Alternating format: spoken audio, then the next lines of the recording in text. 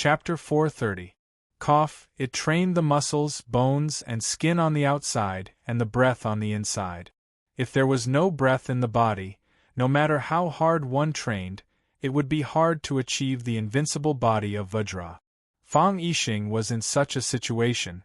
He lacked energy in his body, so he could only rely on his skin to block external injuries.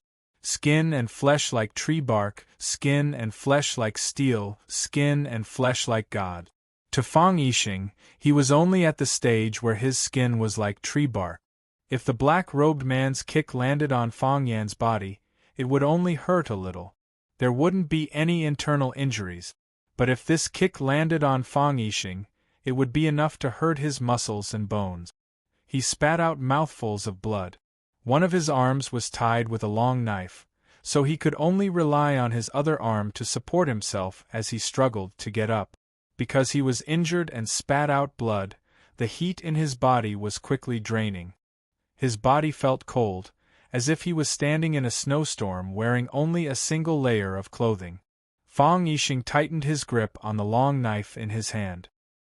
He bent his body and charged towards the black-robed man again. Machete! A machete that could open wide. A machete that could only kill him. His footsteps were hurried, as though he was rushing to his death. His breathing was rapid, as though he was about to collapse. He raised his right hand high, and the cold and sharp blade slashed towards the black-robed man again. The knife just now tore through his clothes. It would be best if this knife could slice off a piece of his flesh and remove one of his arms. This was a battle of unequal strength, so Fang Yixing only wanted to injure his opponent and never thought of winning. Of course, the price he had to pay was death. This was also why he was so reluctant. Unfortunately, reality was crueler than he had imagined. He couldn't even hurt his opponent. He couldn't even touch his body. Fang Yixing's body was only halfway through when the black-robed man also charged in his direction.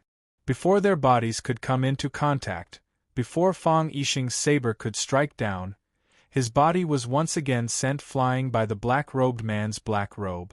Whoosh! Fang Yixing's body staggered backwards, but he didn't fall to the ground again. The black-robed man continued to charge towards Fang Yixing. As he caught up to Fang Yixing, he sent him flying once again. Then, he chased after Fang Yixing again and sent him flying with another kick. Bang! After being struck repeatedly, Fang Yixing finally lost his balance. His body lay on the ground like a huge ice ball on the ice, being pushed back and rolling non-stop. Ka! Fang Yixing stabbed the long saber in his hand into the frozen soil under the snow. The frozen ground was quickly sliced open by the blade. Fang Yixing's arm strength was not enough to stab the blade any deeper. Under the pull of Fang Yixing's body, a long straight line was formed. Dang! The long blade collided with a hard rock. Fang Yixing's body stopped once again under the rock's obstruction. This time, the injury was more serious than the previous one. Fang Yixing lay on the ground and coughed loudly. Then, a large amount of dark red blood spurted out from his mouth. The blood flowed back into his mouth and into his throat, causing him to cough even more violently. The corner of his mouth was dyed red with blood, and his face was purplish red. Large drops of tears flowed down his face. Cha cha cha, the sound of footsteps came closer. The black-robed man stood beside Fang Yixing and looked down at him. He said, "Do you still want to get up? Give up, it will be more comfortable this way. I respect you. You are one of the few people I am willing to respect. Just like the person I killed earlier, everyone is afraid of death, but you are not. I respect those who can do things that I cannot." Fang Yixing wanted to say something, but the blood in his throat caused him to cough again. He coughed until his lungs were torn apart. Only when he felt slightly more comfortable did he use his two arms to get up. The long saber tied to his arm had cut his palm and blood flowed down the long saber. He used all his strength to sit up and then used the tip of the long saber to stand up. His whole body was in great pain and his internal organs were seriously injured. He struggled to stand up straight and raised his head to look at the black-robed man who was one step away from him. The long saber in his hand slashed at the black-robed man again. Bang! Fang Yixing's body was once again sent flying in the air, then heavily fell to the ground. His body was lying in the snow. No matter how hard he struggled, he couldn't get up. Blood was still bubbling up from the corner of his mouth as he stared at the sky, unwilling to give up. Why can't I just slash down? Cha cha cha. That damned voice appeared once more. It didn't sound like a grown man's footsteps, but more like the noise of a cat or rabbit stepping on the snow. Even his footsteps were so light that if he wanted to hide himself, no one would be able to detect him. The black-robed man looked at Fang Yixing's despairing eyes and said, "I don't have what you said, but I'm still alive." He crouched down and reached for Fang Yixing's neck. He liked to torture people, especially his opponent. But he just promised Fang Yixing that he wouldn't torture him and would let him die a quick death. Pain and fast. He was a man of his word. Chi chi chi, a red golden-striped snake scuttled to his side. After sniffing his black robe for a while, it crawled up his arm with great familiarity. It lay on the black-robed man's palm and hissed at him. It wasn't showing off, but rather acting like a spoiled child. The black-robed man stroked the golden-striped snake's head with a stiff but warm smile on his face. "I didn't think there would be a day like this," the black-robed man sighed. "You will also become someone else's snake slave, cha, cha, cha," the same sound as when he walked, the same rhythm. A thin figure appeared behind him. This was a man wearing a white linen robe with only one eye on his face. An extremely ugly man, so ugly that you'd blame the heavens for being so cruel and unfair to him. "I know it's you," the thin man said. "I've been looking for you. The way you ran, the way you hid yourself, the way you hunt, even the way you use a blade to peel off the skin of each animal before roasting it, letting the blood fill their bones and flesh. I know it's you." The black-robed man stood up with the golden-striped snake in his hand, then turned to look at the thin figure. "Just now, he asked me what my home is," the black-robed man said. "I've thought about it for a long time. The only thing I can think of is you. I think, if I had a home, it would be in Xiangxi, with you and your younger sister. A home with people is a home, and right now, there's no one at my place. My younger sister was taken away. They're using her to threaten me, making me kill for them," the thin figure said. "I can't refuse, because I only have my younger sister." "I know," the black-robed man said with a hoarse voice. "I'm leaving. You only have your younger sister. Why do you have to leave?" "Because I'm the same as you," the black-robed man laughed. His voice was even more ear-piercing. It was as if there was a small hole in the middle of his throat, and when he spoke or smiled, wind would blow in through that hole. "I've become someone's snake slave. The people of Xiangxi all worship us as kings, but our fate is just to be slaves who kill and set fires for others. And not human slaves, but snake slaves. We don't deserve to be human." "Who can catch you? Who can catch me?" The black-robed man laughed even more exaggeratedly. It was so unpleasant that people wanted to cover their ears.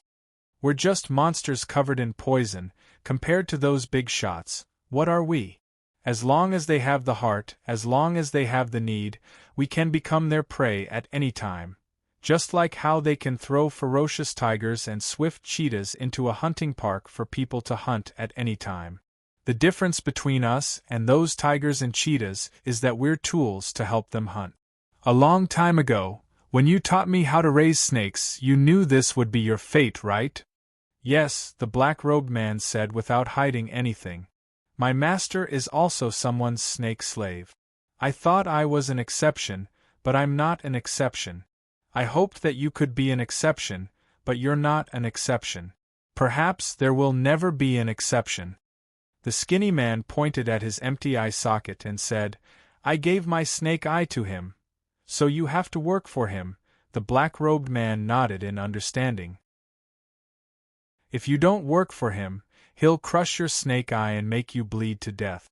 If that happens, you won't be able to save your sister." "Yes," the skinny man said. My mission is to protect him from harm. So, I can't let you kill him. If he dies, I'll die too. My sister will die too. I've searched for you for so long, I've chased you for so long, lost you countless times, and then tried my best to find you again. Because I'm worried that you'll kill someone. I'm worried that you'll kill the person I want to protect. The black-robed man pondered for a bit, then took off the black robe on his head. His hair was as messy as a pheasant's nest. Some were sticking close like cow's hair, some were sticking up like weed. The left side of his face was slashed with countless cuts that crisscrossed each other in a disorderly manner, like a spider web that caused one's heart to palpitate. There was a sarcoma on the right side of his face, a brownish-red-colored sarcoma. There were also countless tiny holes on his face, as if a terrifying monster was living in each of them. Similar to the skinny man, he also had a single eye. He didn't have a name, but those who knew him called him the Snake Lord. He was the previous Snake Lord, the current Snake Lord's master. Chapter 431.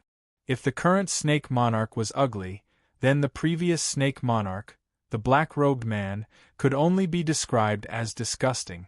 Some people would become infatuated just by looking at them, while others would vomit just by looking at them. Without a doubt, the black-robed man belonged to the latter. The brown sarcomas on his face and the countless deep holes made it impossible for anyone to look at his face for too long. That was the cruelest punishment for oneself. If the police asked you if you wanted to confess, and if you didn't confess, they would drag the black-robed man in and force the suspect to look at his face for half an hour. Wouldn't that be even more effective than using a blinding light?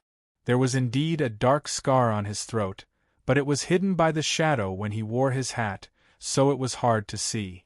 Perhaps this was the reason why he sounded like he was being torn apart when he spoke. The black-robed man looked at his disciple and smiled. Look, I only have one eye, and I've also offered my snake eye. I'm a snake slave, so I have my own mission. The black-robed man pointed at Fang Yixing, who was lying motionless in the snow, and said, My mission is to kill him, as well as a few others. There are others, that is my task. The skinny man's expression changed. You're my Shifu, you saved me, you raised me, everything I have was given to me by you. I don't want to stand in front of you, I don't want to clash with you. But Shifu, you can't kill him. If you kill him, I'll have to die. If I die, my younger sister will also die. I can die, but my younger sister can't. So, in your heart, your younger sister is more important than Shifu? The black-robed man asked softly, like a kind elder talking to his own child. He had never spoken to anyone with such a tone, except for his disciple standing in front of him. The skinny man seriously thought about it, then replied, Yes, I originally thought that Shifu should be more important, but in my heart, my younger sister is more important. The black-robed man laughed. His laughter was as unpleasant as ever. She is your younger sister, and also your only companion. You're in love. You don't know, do you? Love? The skinny man uttered these two unfamiliar words in bewilderment. He didn't know what kind of feeling it was. Or was it a state? There's a saying in ancient times that kings don't see kings. When the previous monarch died, the next monarch would be appointed to take over. Only when the previous snake monarch dies will the next snake monarch be born. The black-robed man looked at his skinny disciple, the only person he still cared about in this world, and said, That's why I knew you were tracking me, and I didn't want to see you. I used all kinds of stratagems to lure you somewhere else, and let you walk into one trap after another. I didn't expect that you would still find your way here. This is something I don't want to see. The black-cloaked man said, Since this matter has already been discovered, you and I have no other way out. Master, I beg you, the skinny man begged, please take a step back. If we take a step back, no one will die. He didn't want to kill his master. How could he kill his own master? He ran away with his sister. They were like birds that were startled by the mere twang of a bowstring, trying to avoid any strangers. At that time, they felt that everyone in the world was bad. They ran to the lonely places, they ran to the dark forest. They were trapped in the poisonous swamp, unable to escape, they could only hold hands and silently wait for death. "Who are you people?" a voice suddenly rang out. They were terrified, looking around, but couldn't see anyone. They thought that it was a mountain ghost, because they had heard stories about mountain ghosts countless times in the orphanage. After the fat director beat them up, she would always shout with a high-pitched voice, "If you dare to say a single word, I'll throw you into the mountains to feed the mountain ghosts." She said, "Feed the mountain ghosts, so does that mean the mountain ghosts eat people?" "We're orphans," the younger sister shouted. After a while, a vine descended from the sky and pulled the two of them out of the swamp. "Come with me," the man in the gray robe said with his back to them. He felt that the man was very dangerous, but also very close and happy, because he was the only living person they saw in the forest. The only human who said, "Come with me," to two young orphans. Since when can a snake slave choose their own fate? The black-robed man gently consoled him. "Come, let me see how much you've improved over the years, let me see whether or not you're qualified to become the new ruler, master." The skinny man called out sorrowfully. "Father and son killing each other, master and disciple killing each other, this must be the cruelest thing in the world, right?" They didn't care about feelings, because they had never experienced them before. To them, a person with feelings was as important as their own life, because that person might be the only one they had. The black-robed man let out a soft whistle. The golden snake that was lying on the back of his hand and acting cute suddenly became agitated. It opened its sharp teeth and leaped towards the skinny man. Snake bite. This snake was raised by the current snake monarch, so it should be under his control. But now, it was ordered by the black-robed man to attack the current snake monarch. To be bitten to death by a poisonous snake raised by oneself, would it not become a laughing-stock in the snake world? The current snake monarch knew of his master's strength, so his expression was extremely serious. He immediately put 2 fingers to his mouth, and a more urgent gurgling sound came out.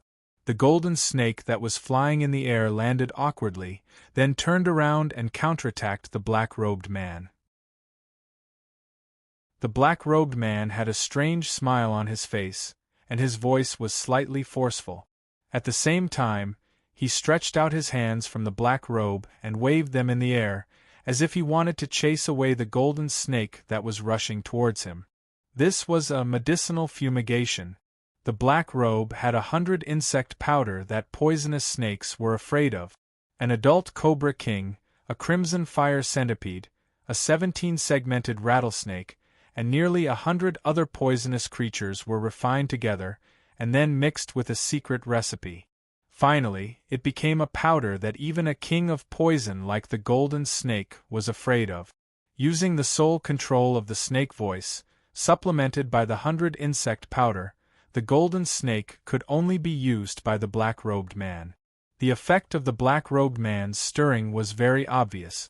The golden snake that was crawling towards his feet was very afraid of him, so it turned around and fled into the distance.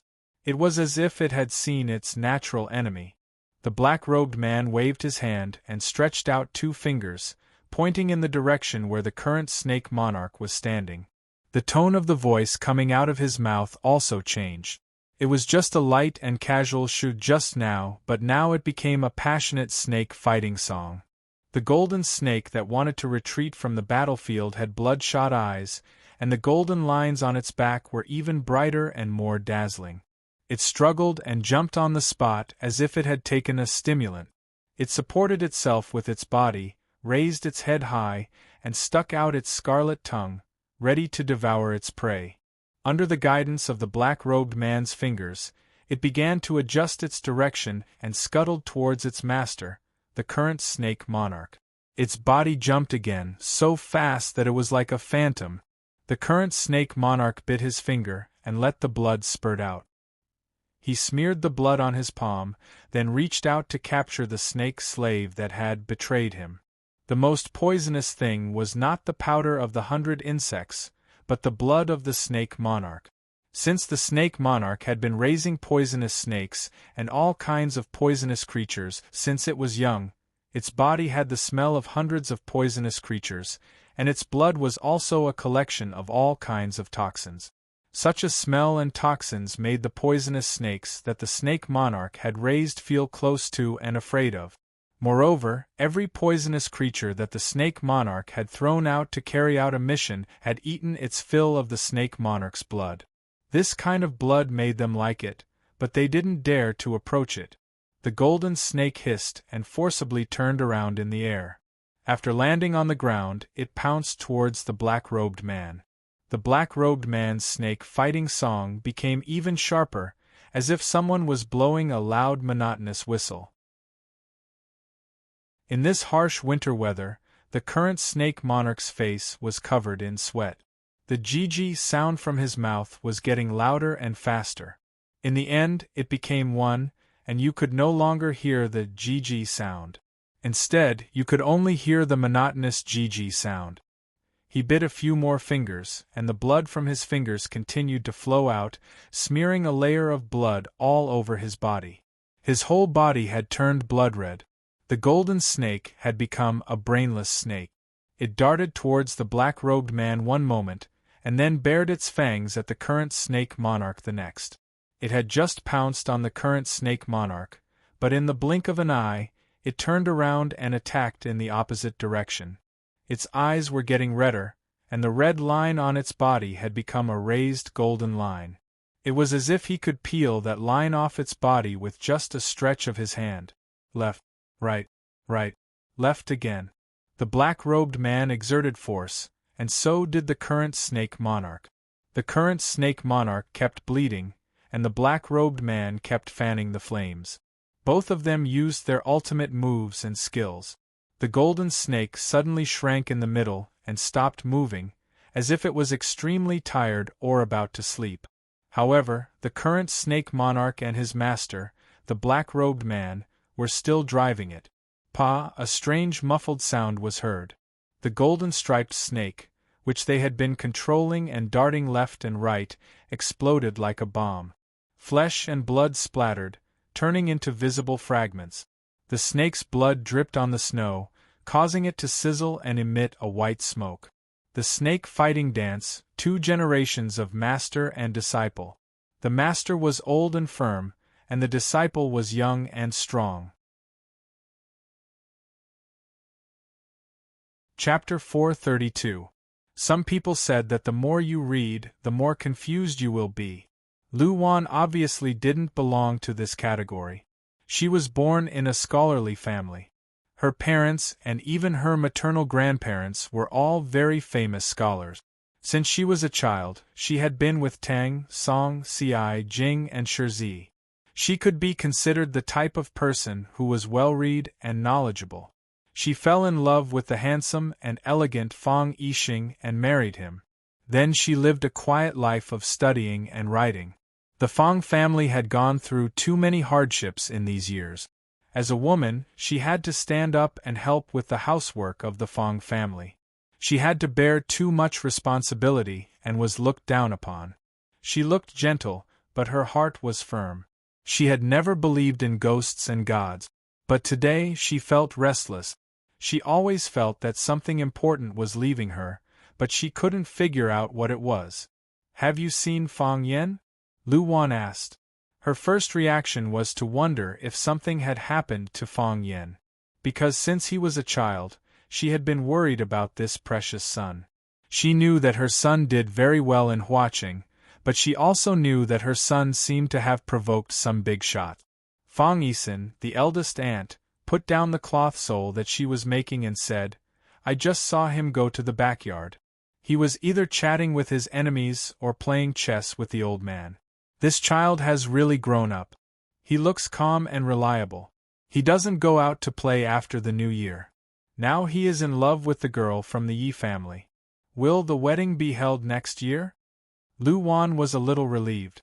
As a mother, she couldn't find any fault with her son, Fang Yan's behavior. She felt sweet when she saw him every day. She even went to sleep with a smile. Everyone said that the hope of the Fong family was in Fong Yen. She didn't have any opinion on this. They said that Fong Yen was the hope of the Fong family.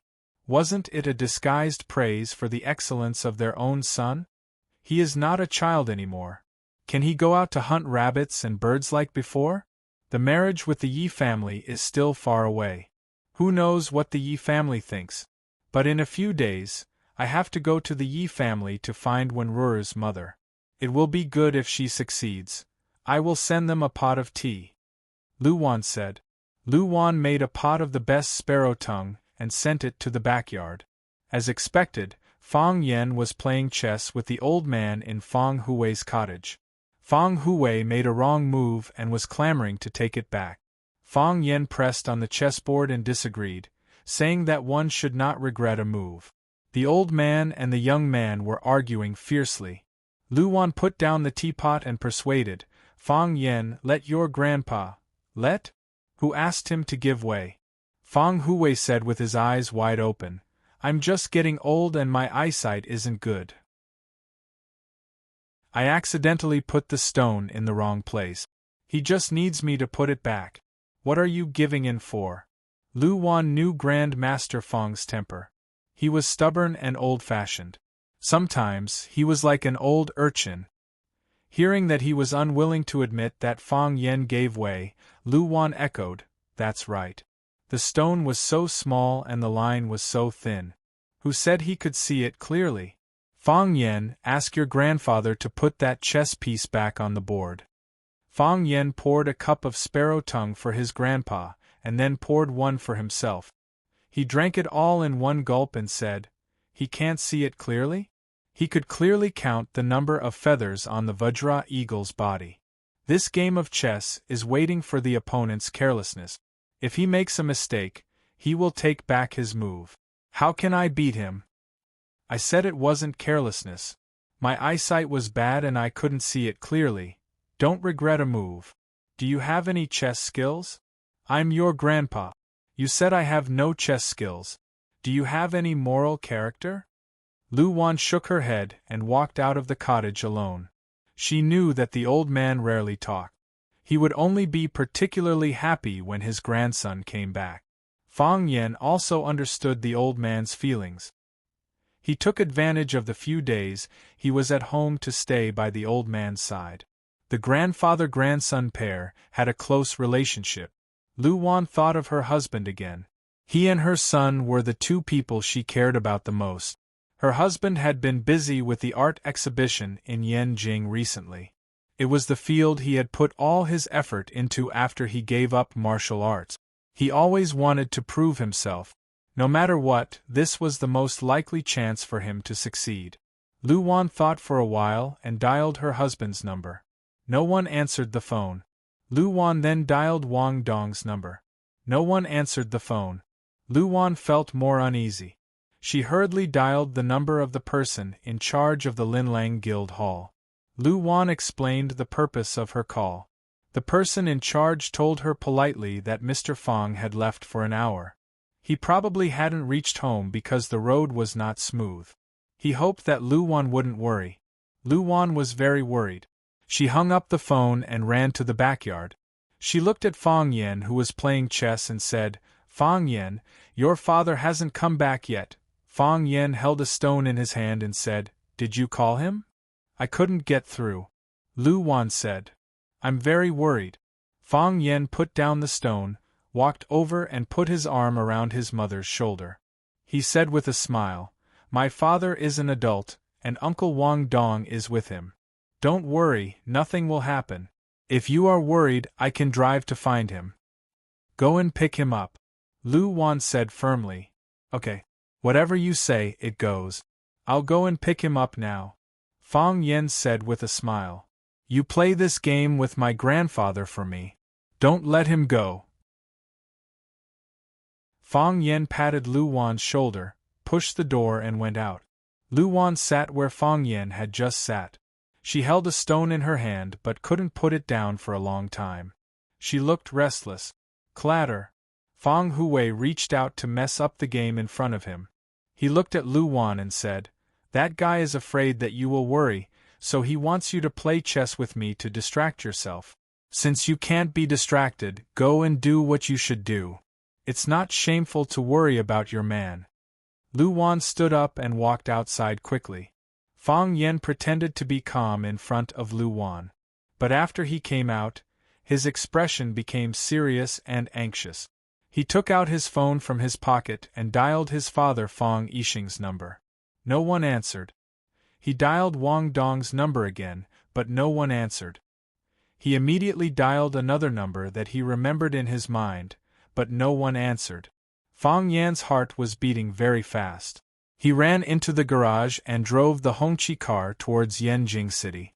Fang Yan drove with one hand and dialed Fang Yixing's number with the other.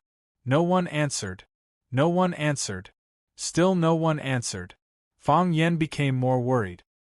He threw his phone aside and started to concentrate on driving and thinking.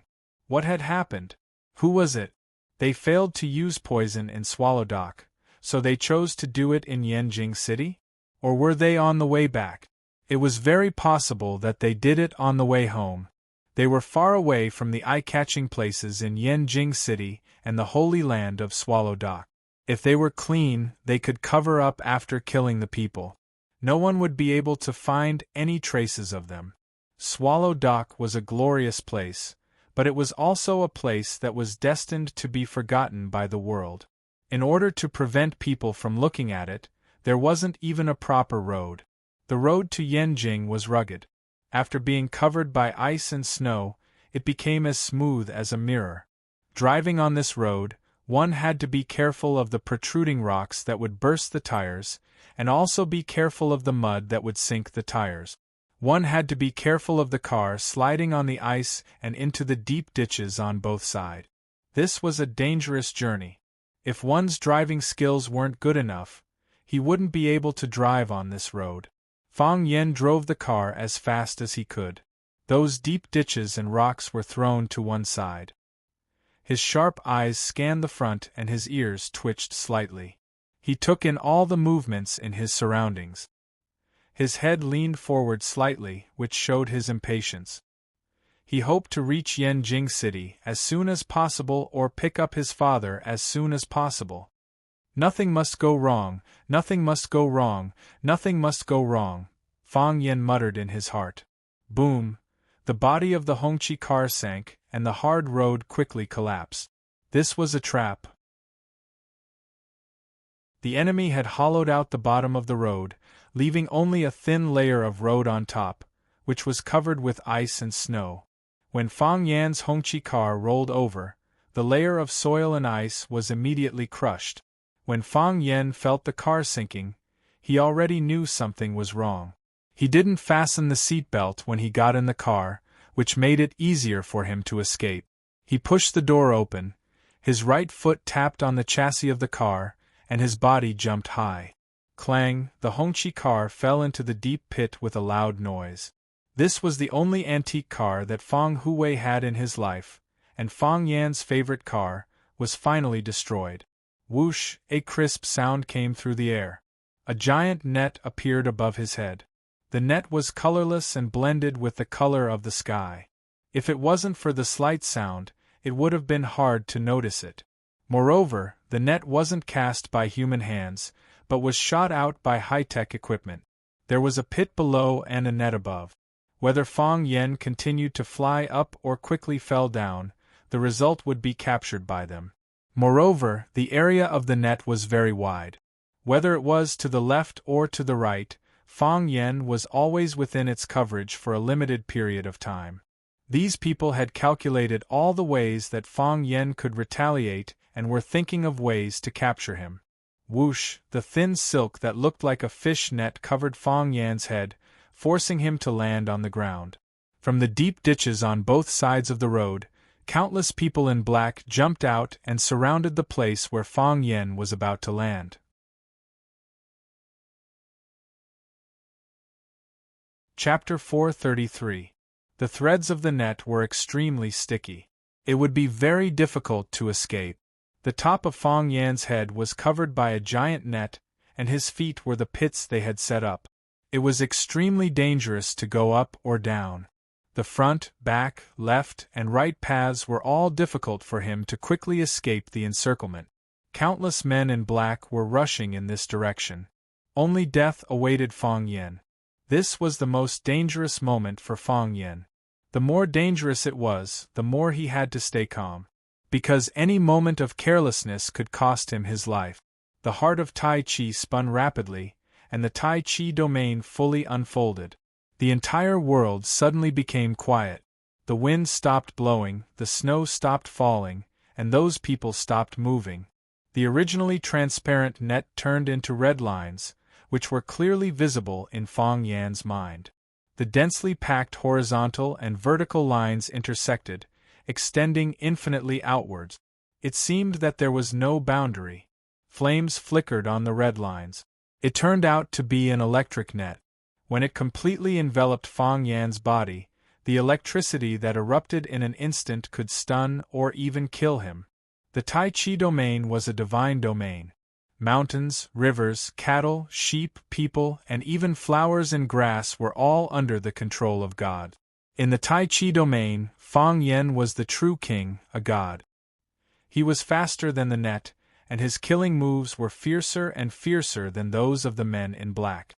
Fang Yen raised his speed to the limit and pounced on the group of men in black like a tiger pouncing on sheep. Whoosh, he grabbed the neck of a man in black, who was still in a charging posture. He could see the shock and disbelief on the man's face. The man in black didn't understand. There was clearly some distance between them, and he had already calculated the time to make contact. Why did he grab his neck in an instant? Crack! Fang Yen directly twisted his neck. When the man in black lost gravity and slowly collapsed to the ground, Fang Yen had already rushed to the second, third, and even more men in black. Crack, crack, crack. The sound of beans exploding rang out incessantly. The sounds merged together to form a single sound. If someone's eyes could keep up with Fang Yan's speed, then they would be surprised to see this extremely strange scene.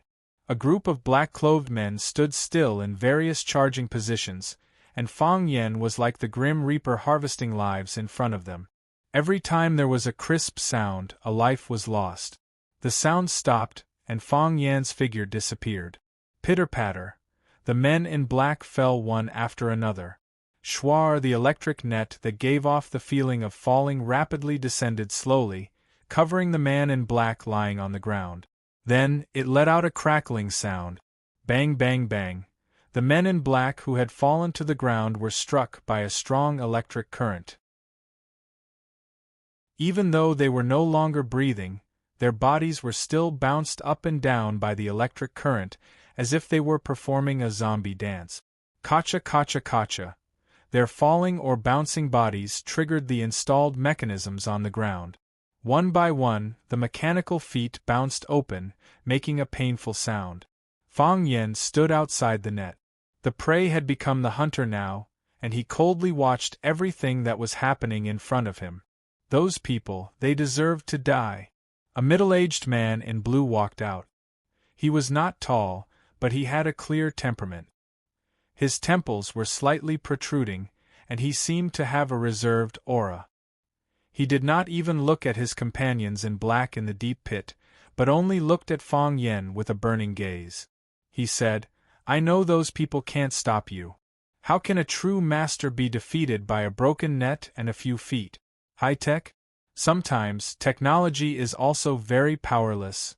What you just showed, was it the legendary heart of Tai Chi? The feeling of stopping time, it's really enviable." Fang Yen did not respond to the man in blue's question. Instead, he took the initiative to rush toward him. He had lost contact with his father, and every second he wasted was a second of time to save him. He just wanted to finish the battle as soon as possible, no matter who was standing in front of him. Words had no power, and a battle of strength was the only battlefield. "You can call me." As the man spoke, he had already thrown out 13 punches. His green robe suddenly swelled up by the force of qi. Because it couldn't bear the burden, it was pulled into pieces and floated in the air. Fist King Jin Haidong. Since ancient times, Huaxia martial arts had the saying of Southern Fist and Northern Kick. Jin Haidong, the Fist King of Southern Fist, became famous more than 20 years ago. His pair of thunderclap fists had the power of the Yangtze River, and it could decisively break through the opponent's defense. Even the imperial advisor, Li Zhongwu, said that his hard body skills were invincible. Fang Yen did not expect that he would actually run into such a difficult opponent at this time and place. However, whether it was the Fist King or the Cannon King, whether it was invincible in hard body skills or the best in soft body skills, Fang Yen wanted to take them down. Because he was hateful. Anyone who stopped him from saving his father was extremely hateful. It was a life and death feud. Jin Haidong's 13 punches turned into 13 cyclones, one cyclone after another. The second cyclone merged with the first cyclone, and the third cyclone merged with the first 2 cyclones. Finally, the 13 cyclones merged into one, turning into a huge rotating storm. Whoosh! It was like the most violent hurricane sweeping toward Fang Yen. It was a fierce stance that wanted to swallow him up in the storm and tear him into pieces. This was the storm fist that Jin Haidong was best at. He had watched from the side how Fang Yen killed more than a dozen men in black in an instant at that critical moment, so he did not dare to slight Fang Yen in the slightest. The best way to respect an opponent was to use one's most powerful move to kill him. The golden thread snake's body exploded, and the black-robed man and the current Snake King lost a tool to fight in the middle. The current Snake King was drenched in sweat, and his body was also smeared with his own blood. But the black-robed man was very calm, as if he had done something insignificant. The black-robed man looked at his disciple and said, "The golden thread snake shouldn't have died, it was a snake slave that you raised, both emotionally and physically it was closer to you. When you saw it being controlled by me, you became anxious and wanted to take back control. Your soul rush area was too hasty, and the more hasty it was, the more it would stimulate the snake's bestial nature, causing it to lose its ability to judge. It lost its ability to judge and began to approach me. Caught between a rock and a hard place, its blood stagnated and it exploded and died. The current Snake King was ashamed and said, 'Thank you, Shifu, your disciple has learned much, that's already very good,' the black-robed man chuckled. 'I left without saying goodbye, you were still young at the time. After all these years of bitter training and living with hundreds of insects, it's already very good that you could achieve such results. You are talented and lonely, this was the key to your success. Thank you, Shifu.' The black-robed man waved his hand and said, 'I am your Shifu, and also your opponent. With the golden thread snake dead, there is no longer anything between us. What a pity.' 'Shifu,' the current Snake King called out. The black-robed man's black robe silently fluttered and drifted towards the current Snake King. Every time he shook his black robe, wisps of white smoke drifted out of it. The white smoke moved with the wind, enveloping the current Snake King. Wandering powder. No matter if it was a venomous snake or a ferocious beast, they would die upon contact. Humans would not be spared either. Snake breeders would have countless strange poisons on their bodies. The current Snake King didn't dare to be careless. His small body turned into a sharp arrow, avoiding the white smoke's range of attack, then leapt up and attacked the black-robed man's upper body. The black-robed man's black robe instantly spread out and covered the current Snake King's body. And so, the 2 snake apostles disappeared into the black robe. The black robe's shape was constantly changing, sometimes round, sometimes square, sometimes vertical, sometimes jumping. Bam! A figure was thrown out from the black robe, screaming and rolling on the ground. The current Snake King's body was drenched in blood. His head and face were covered in reddish-brown ants. The current Snake King desperately swatted at those ants, but the ants' grip was extremely strong, and their teeth were hooked, each bite deeply piercing into flesh. The current Snake King could only reach out and grab those ants from his face one by one, squeezing them until they exploded. Every time he grabbed an ant, It was the same as ripping off a piece of flesh from his face. When he was done, there wasn't much skin left on his face. A large amount of skin was torn off, and blood began to flow from the missing parts. The current Snake King's entire face was covered in blood, his flesh becoming indistinct. Whoosh! The black robe unfurled, revealing the black-robed man's ugly face once again. He looked at his disciple lying in the snow with pity in his eyes, saying, "You should have died already, but I couldn't do it. Is it because of that man's influence?" He looked into the distance, where Fang Yixing's body was lying motionlessly, covered by the wind and snow. Home is family, and having someone waiting for you is home. That man had said this before. He had wandered around his entire life, and everyone avoided him like they were snakes or scorpions. However, there was a time in the depths of his memory where there were two thin black shadows waiting for him at the entrance of his courtyard every time he returned. Perhaps that was his family? That feeling of being waited for, was that the feeling of happiness? The feeling of being alive? It was precisely because they had experienced such happiness that both Fang Yixing and Wang Dong were brave and fearless, even willing to fight with their lives. This was because they cared too much about their lives and the opportunity to live, so they weren't afraid of death. Because they didn't want to die, they weren't afraid of death. It was very contradictory, but at this moment, the black-robed man felt that he had understood.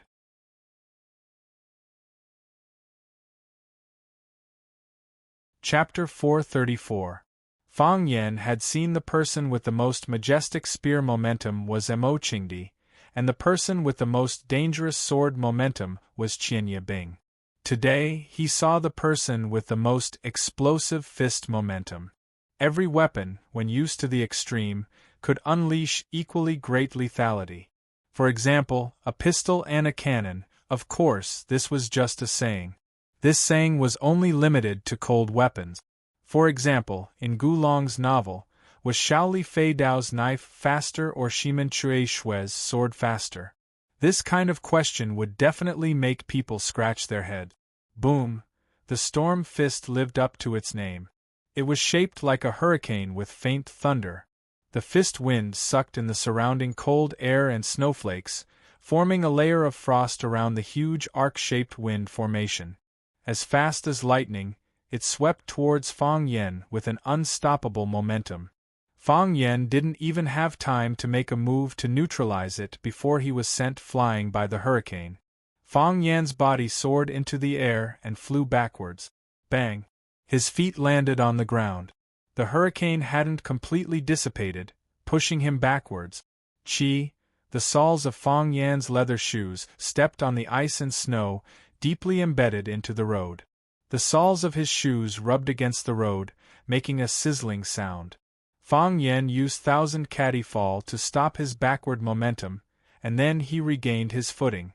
The soles of his feet were burning with pain, but a wave of ice-cold sensation invaded the place where the pain was. Only then did Fang Yan realize that the soles of his shoes had been completely worn through, and his feet were standing on the gravel road. Seeing that Fang Yan hadn't been knocked down, Jin Donghai didn't panic, instead he laughed and shouted, "Awesome! In 20 years, you're the only young man who could take my storm fist. Take another punch." As Jin Donghai spoke, his body once again clenched into a fist and rushed towards Fang Yan. His right hand clenched into a fist and directly smashed towards Fang Yan. His right arm suddenly became much thicker, and his exposed fist was crimson red. The buttons on his sleeves burst open, and his fist made a hissing sound, as if it was about to ignite. This was the leaving fire fist, a domineering punch. If one were to say that the storm fist had a soft and moist side, then the leaving fire fist would be the representation of extreme yang. There was no return and there was no return. His fists were like flames, intending to incinerate all obstacles into ashes. This time, Fang Yan really respected Jin Donghai, the Southern Boxing King. Not because of his character, but because of his skills. Fang Yan could understand why a person could practice a fist technique to the peak. Because he felt that he was that kind of person. However, to be able to practice two completely opposite fist techniques to the peak, this was not something that could be achieved by talent alone. Respect didn't mean love. Fang Yen spread his legs apart, displaying the drunken crane riding the wind footwork that he learned from the old drunkard. Drunken crane rides the wind, moving as he pleased, ethereal and formless. It was easy to paralyze the opponent, making it difficult for the opponent to find his real body.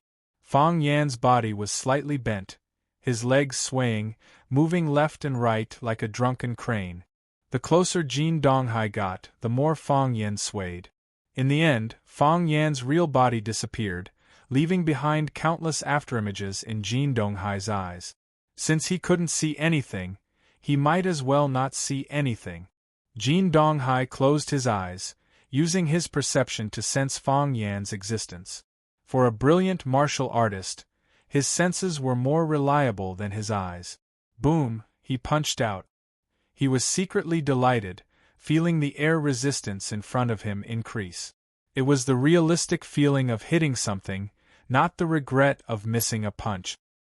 His steps forward quickened, wanting his burning fist to pierce through Fang Yan's body. He liked the feeling of something burning, because that burning was caused by him. Heroic youths, fighting the heavens and fighting the earth. And he, the Southern Boxing King, Jin Donghai, liked to stifle the legendary miracles. Boom, he punched out. Even the surrounding sky was dyed red by his fist.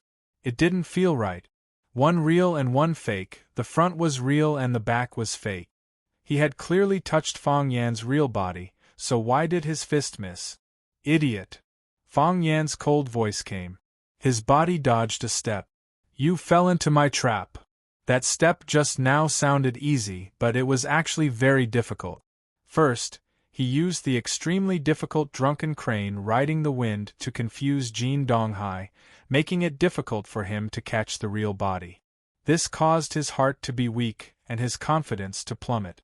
Then, he used his real body to lure him into punching, and when it was hard to pull back his fist halfway, he suddenly used the brilliant heart of Taiji to increase his speed, leaving the moment before the fist hit the body. These two techniques were extremely rare, and the heart of Taiji was even rarer. It seemed like the world had changed, but in reality, it was only an instant. It was even only a few tenths of a second. His body dodged the fist that had already turned fiery red. Fang Plum Blossom stepped sideways and punched Jin Donghai's back. Jin Donghai's charging speed increased again, and he spat out a mouthful of blood. His body had already turned into a ball of furnace fire to begin with. Fang Yan slapped and forcibly injected his own energy into Jin Donghai's violent body, messing up his qi and blood, and intensifying his violence. Naturally, the fire attacked the heart and blood came out. Jin Donghai finally felt the danger. He had never underestimated his opponent, never. When he saw Fang Yan was able to quickly deal with the men in black who surrounded him at the critical moment when the car was about to fall into the pit, he saw this young man as an opponent on the same level as himself.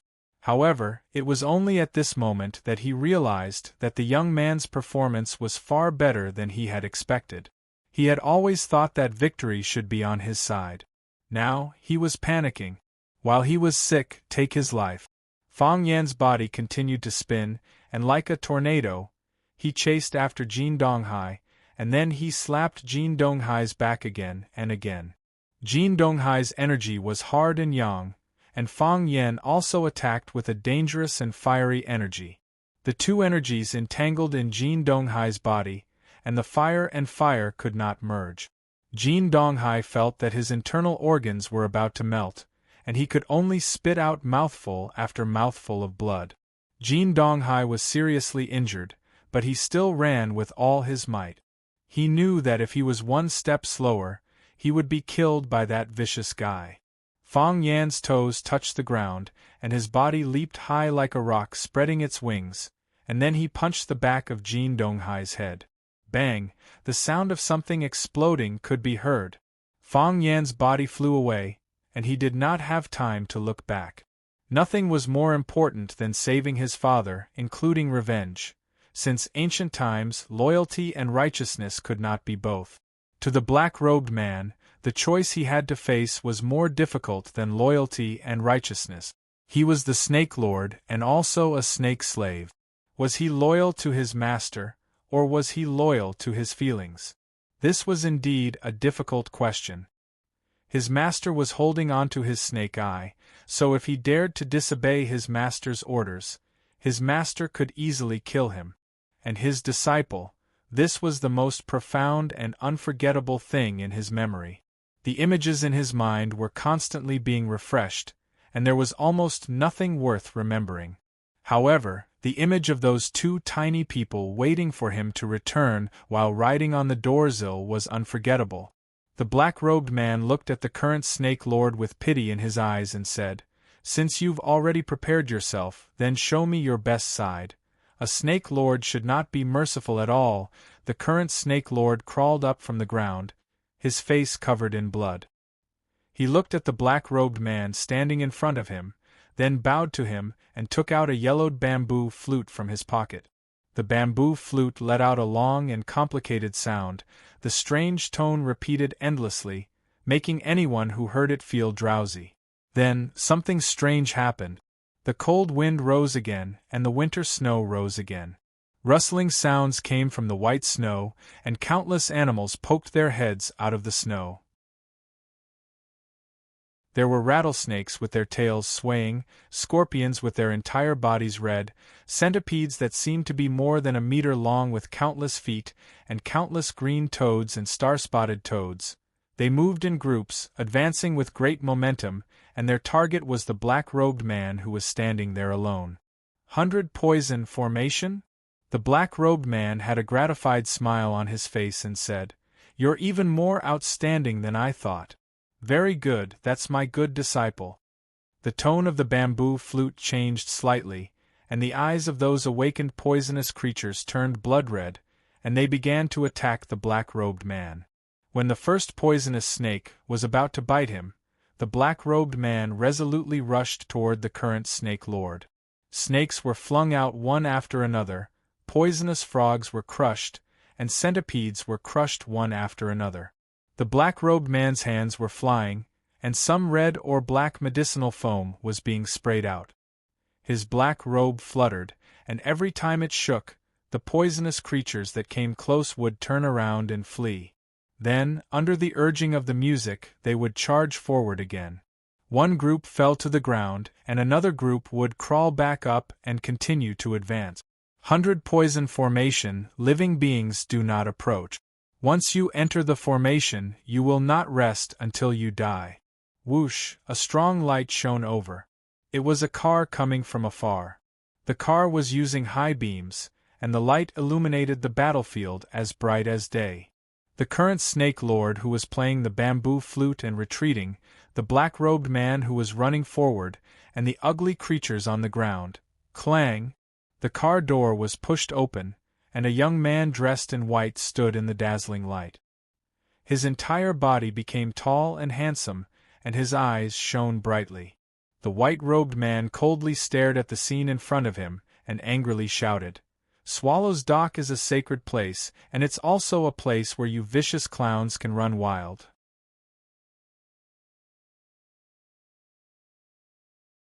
Chapter 435. All ugly people were afraid of mirrors, and all ugly things were afraid of the light. Under the illumination of the light, the red-eyed venomous creatures panicked and had nowhere to hide. Their narrow triangular eyes, their hairy centipede legs, their hair-raising starry spots, and their protruding poisonous scars were all presented to the world.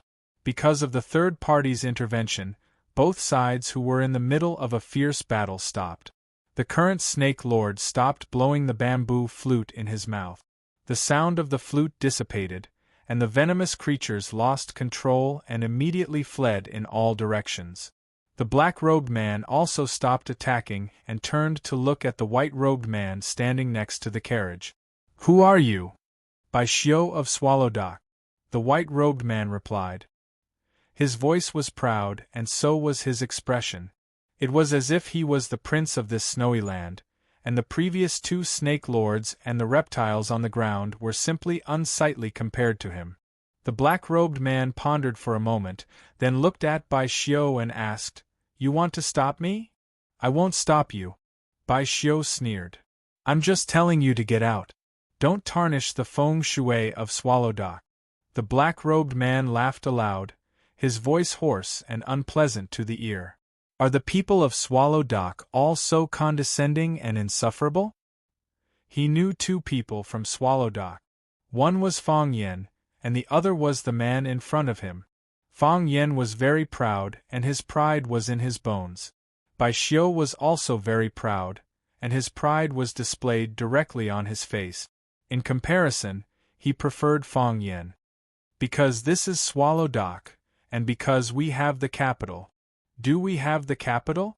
"I don't believe it," the black-robed man said. He stuck two fingers into his mouth and blew a shrill whistle-like sound.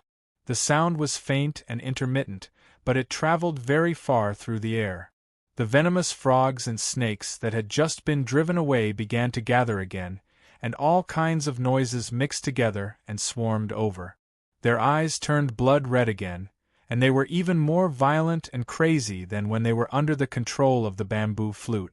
Their target was Bai Xiu, and they fearlessly charged towards the brightest spot.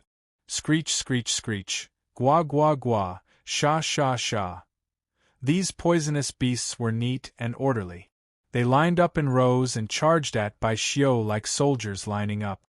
Insignificant skill. Bai Xiu's handsome face was cold, his brows raised, and his voice was like the roar of a dragon and the roar of a tiger. "A bunch of vile creatures want to enter the hall?" Bai Xiu reached into his robe, and a silvery white light flashed. It was a soft sword tied to a belt. Shwar blood splattered everywhere. The heads of the snakes, the toads, and the legs of the centipedes were all chopped off. It was as clean as a knife cutting through tofu. Bai Xiu's body was untainted. His clothes were as white as snow, and his sword was like a rainbow. Instead of retreating, he advanced, taking the initiative to charge towards the place where the poisonous creatures were gathered. Whoosh, whoosh, whoosh. Bai Xiu slashed again and again, unleashing 119 strikes in a row. He was like a murderous Asura, a war god from hell. Countless snakes, centipedes, and frogs were chopped into halves by him. Everywhere Bai Xiu passed, there were countless limbs, flesh and blood flying. Behind him, a path paved with blood and severed limbs was carved out. The white snow was melted by the hot blood, and the ground was dyed red. Wherever the light shone, the blood emitted steam and flowed into an even wider area, outlining mountains and rivers, outlining red flowers and red grass, forming a huge and beautiful map. At first, the poisonous creatures desperately attacked Bai Xiu. After Bai Xiu chopped off batch after batch of poisonous creatures like he was chopping chives with a knife, the blood of their companions burned their bodies, and the corpses of their companions stimulated their eyes. The poisonous creatures finally regained consciousness. They understood fear. They understood escape. They no longer approached, and some of the more clever and timid ones even turned around and crawled away. The black-robed man whistled even harder, but the troops he chased away were still defeated. Some of the creatures with low intelligence tried to attack Bai Xiu again, only to be killed by his sword. Even more poisonous creatures were still fleeing, and soon, the black-robed man had no more soldiers to use. Bai Xiu single-handedly cut through the Snake Lord's army of several hundred soldiers, remaining invincible. Bai Xiu sheathed his sword and stood straight, staring at the black-robed man with disdain, saying, "These are the weakest monsters? If that's all there is to it, then I'll have to make you stay. Swallow Dock isn't a place that anyone can come to, no matter what. I have to warn those who come later." The black-robed man stopped whistling and looked at Bai Xiu. "You're not bad. You're as good as Fang Yen. You do have the right to be proud." Bai Xiu frowned, not liking the black-robed man's words, replying, "He and I are not the same kind of person. If you're not the same kind of person, why are you still helping him? I'm not helping him. I'm helping Swallow Dock, Bai Xiu replied. Anyone from Swallow Dock who saw this would either chase you away or stay behind. Swallow Dock is our Swallow Dock. How could we allow a barbarian to sully it? Do you know why I'm called the Snake Lord? Bai Xiu sneered, saying, Snake Lord, you really know how to flatter yourselves. You're just a monster who spends all day rolling around with a few poisonous snakes and insects, and you still have the nerve to call yourself a king? After a pause, Bai Xiu looked at the black-robed man's withered eye socket that had been dug out, saying, You're not a snake lord, you can only be called a snake slave, right?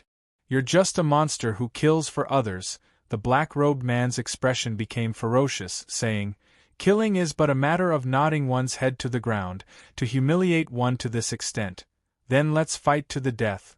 The Snake Lord was indeed a snake slave. But to go from a noble snake lord to a slave without freedom and thought was a great humiliation to them. He could say that he was a snake slave, but he hated others calling him a snake slave. Just like how a person could say that they were fat and ugly, but they didn't like others saying that they were fat and ugly. Bai Xiu's words struck the heart, thoroughly enraging the black-robed man. Even the current Snake Lord's face was flushed, his expression ashamed and resentful, wanting to rush over and fight Bai Xiu several times. He was also a snake slave, even if he and his master had different masters.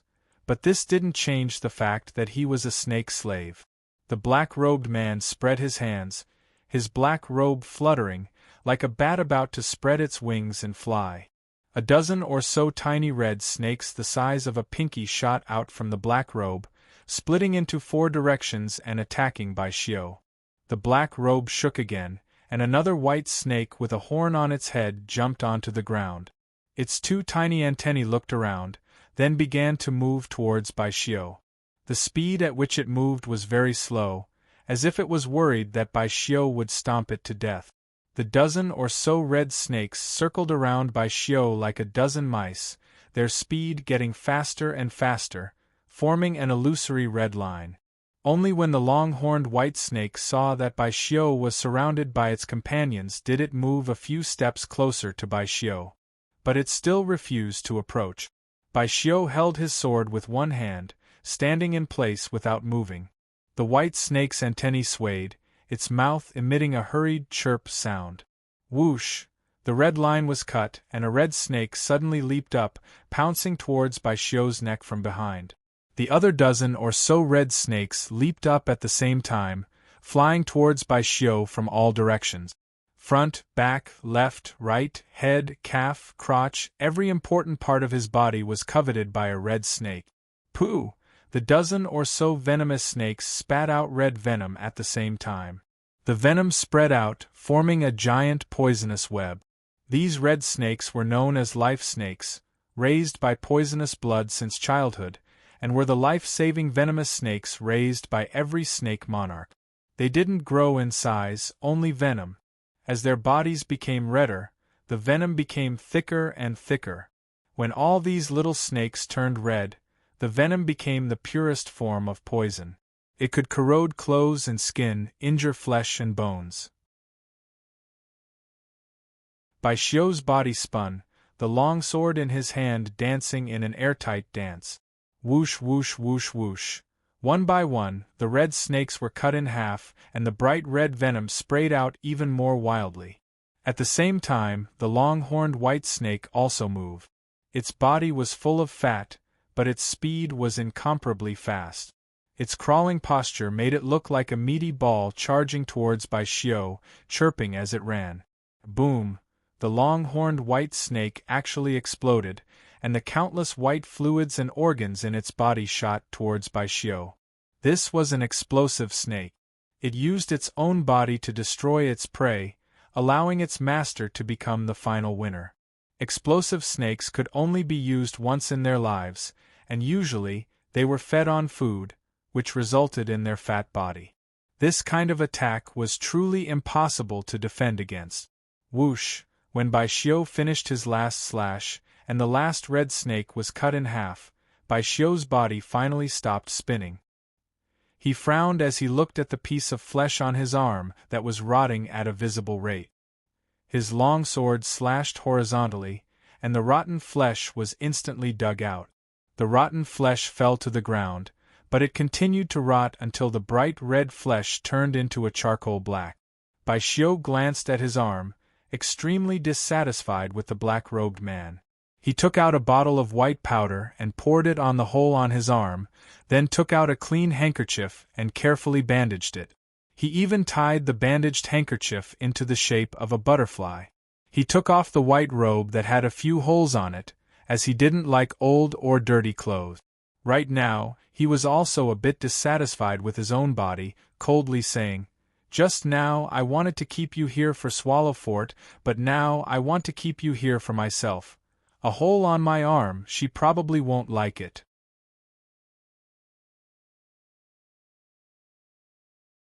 Chapter 436. Bai Xiu was a perfectionist. He didn't like things that weren't perfect. For example, a shirt with a small hole in it, a pimple on his face, a fruit tree that only blossomed but didn't bear fruit, a road that didn't have an end. These were all things that were hard for him to accept. He liked to read, and he read a lot of books, but he still felt that he didn't read enough, and that he didn't read enough. So he was still reading more and more books, and reading more and more books.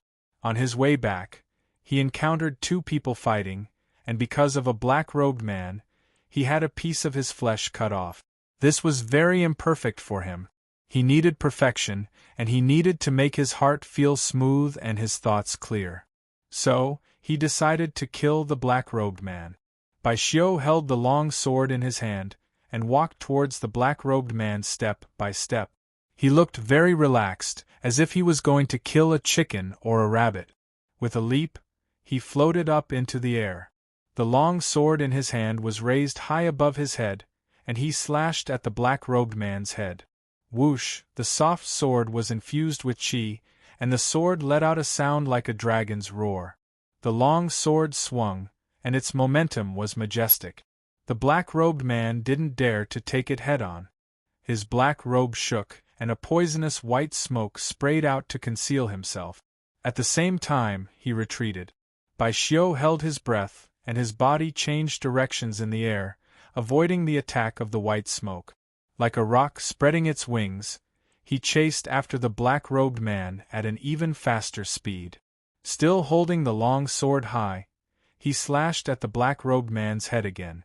It looked like this guy had obsessive-compulsive disorder. If he said he wanted to slash someone's head, he would do it. He couldn't stab the chest, couldn't chop off an arm, and couldn't stab an eye. He had to split the head in half. The black-robed man was still retreating. The tip of his foot touched the ground, and his body was already flying backward. The black robe fluttered in the wind, like a gliding bat with its wings spread. Whoosh whoosh! The long sword in Bai Xiu's hand swung twice in the air, and after using the force of the sword to adjust his posture, he once again slashed at the black-robed man's head. The first spurt of energy, the second decline, and the third exhaustion. After 3 consecutive strikes, he should have lost his will to fight. However, Bai Xiu was completely unaffected by this kind of common sense. Each sword strike was fiercer than the one before, and each sword strike was drier than the one before, and each sword strike was faster than the one before. The Thousand Leaves Army's sword was a dangerous move. Every strike was tricky and dangerous. Every strike was unexpected. Every strike was like a clap of thunder. Bai Xiu's sword was upright and upright, radiating boundless light. Nothing fancy, nothing complicated, nothing strange, and nothing showy. A straight stab or a high slash would increase the pressure on the opponent, making it difficult for them to parry. A heavy sword without a sharp edge, great skill without skill. Bai Xiu's swordsmanship had already reached a higher level, and he could be said to be a master of his generation. His body was like a swimming dragon, and his sword was like a rainbow. He went straight for the black-robed man. The black-robed man couldn't dodge in time. Just as the sword was about to strike his head, the robe on his body suddenly puffed up. Black Robe took the initiative to greet Bai Xiu's longsword, blocking Bai Xiu's line of sight. Hiss! The longsword struck the Black Robe, splitting it in half. The black-robed man used the black robe to use the golden silkworm shedding its carapace. While the Black Robe was holding Bai Xiu back, he had already pounced on Bai Xiu from the side. He wore a copper claw on his right hand. The surface of the claw was dark blue. It was obvious that it had been soaked in venom for many years. The claw reached for Bai Xiu's back, determined to tear a piece of flesh from his body.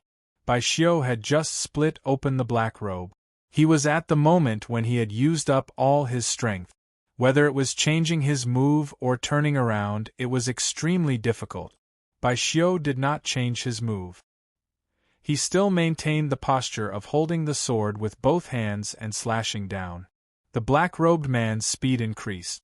The copper claw in his hand was already about to touch the flesh on Bai Xiu's neck. A sinister smile appeared on his face. His only eye was also filled with the joy of victory. He knew the power of his ghostly claw. As long as it touched Bai Xiu's skin, his body would rot and he would die. Closer! A little closer! Life and death were only a thin line away. Bai Xiu's body was falling, and the black-robed man's body was also falling. Plop!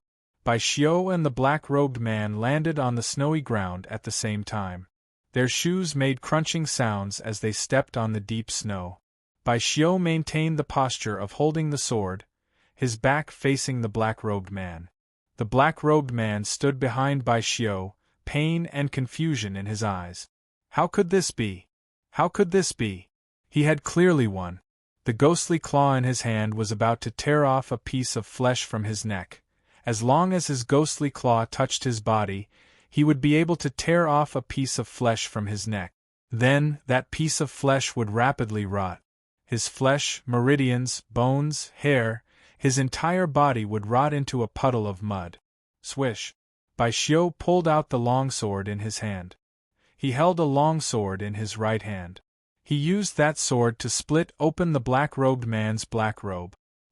He also held a longsword in his right hand. When the black-robed man lunged at him from behind, he used this longsword to stab through the black-robed man's abdomen. Bai Xiu had two swords, two flexible swords. He purposely showed his back to the black-robed man, pretending that he couldn't turn around or change his move. He lured the black-robed man to attack him, and then ended the battle in one fell swoop. Whether it was the timing, acting, or ruthlessness, they were all impeccable. Bai Xiu pulled the longsword away. Just as the black-robed man's abdomen was about to spurt blood, Bai Xiu kicked out and sent the black-robed man flying. Bai Xiu didn't like to be stained with blood. Poochie! The black-robed man's body fell to the ground, then slid on the ice until he hit a hard object. Shifu! The current Snake Lord saw that his master was injured and hurriedly rushed in his direction. The current Snake Lord wanted to help the black-robed man up, but the black-robed man waved his hand to stop him. Master, how are your injuries? The current Snake Lord worriedly looked at the black-robed man and asked. I'll heal you. Do you still remember the first time you were bitten by a snake? The black-robed man looked at his disciple with a gentle smile. That ugly face had a touch of kindness to it, and it actually looked more pleasing to the eye. A person's appearance was born from their heart. If they didn't have any evil thoughts in their heart, a person's appearance would naturally give others a good impression. I remember, the current Snake Lord said. He and his sister followed the black-robed man back. In a run-down courtyard, he saw so many snakes for the first time. There were snakes crawling on the ground, standing on the walls, coiling on the trees, and even the wooden door was covered with snakes. The door didn't have a lock, and this kind of courtyard didn't need a lock. No one dared to walk into a snake's nest. He and his sister were terrified. When they turned around to run, a green-eyed snake fell on his head. He was about to open his mouth to scream, but the green-eyed snake bit his lips. That was the first time he was bitten by a snake. From then on, he formed a lifelong bond with these cute and cold animals. Before I brought you back, I didn't want you to raise snakes with me. I wanted you to stay at my place for one night and send you away the next day. Do you still remember how you reacted after being bitten by a snake? You grabbed the snake and held it in your hand, carefully looking at it. Your eyes looked at it curiously, and it also looked at you curiously. At that time, I knew that you were the same kind of person as us. The black-robed man recounted the past that had already been buried in the river of memories. That's why I kept you here. I taught you how to raise snakes, how to get close to snakes, how to control snakes, and how to fight snakes. You were naturally close to those snakes, and those snakes never rejected you. You performed very well, and in many ways, you were even better than me as a teacher, but he found us and asked me to work for them, to become his snake slave. If I didn't agree, he would kill all of us, including you and your sister. I agreed, dug out my own snake's eye and gave it to him, turning myself into a mindless killer. The black-robed man chuckled and said, "Isn't this what we're good at?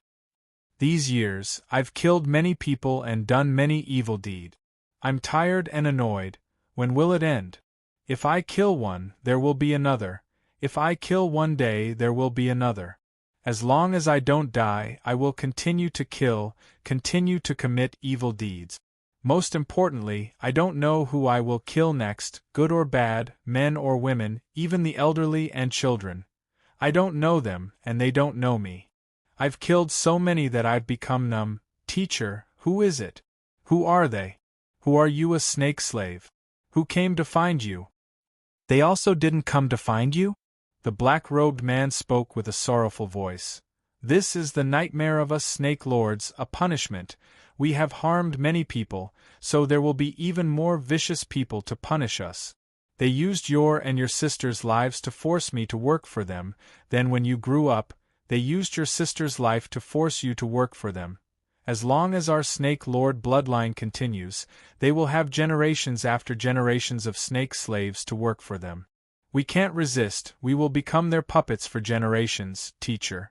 The black-robed man gestured for his disciple to take off the demonic claw on his hand and dip his finger in the blood of the wound on his abdomen. Then, he placed the blood-stained finger on his disciple's forehead and released an S-shaped snake symbol. The black-robed man grabbed his disciple's hand and spoke with a solemn voice. "I pass the title of Snake Lord to my disciple Mui, to worship the spirit of the snake god, to love the people of our race. May the heavenly God protect our race, to live and die with dignity, to be free for generations to come. Flesh does not rot, snake blood boils." There was a record of the Snake Lord in the 100 Lives Classics. Born in Xiangxi, the king of snakes. The flame of inheritance is passed on, the old dies and the new rises. At this point, the current Snake Lord was officially crowned.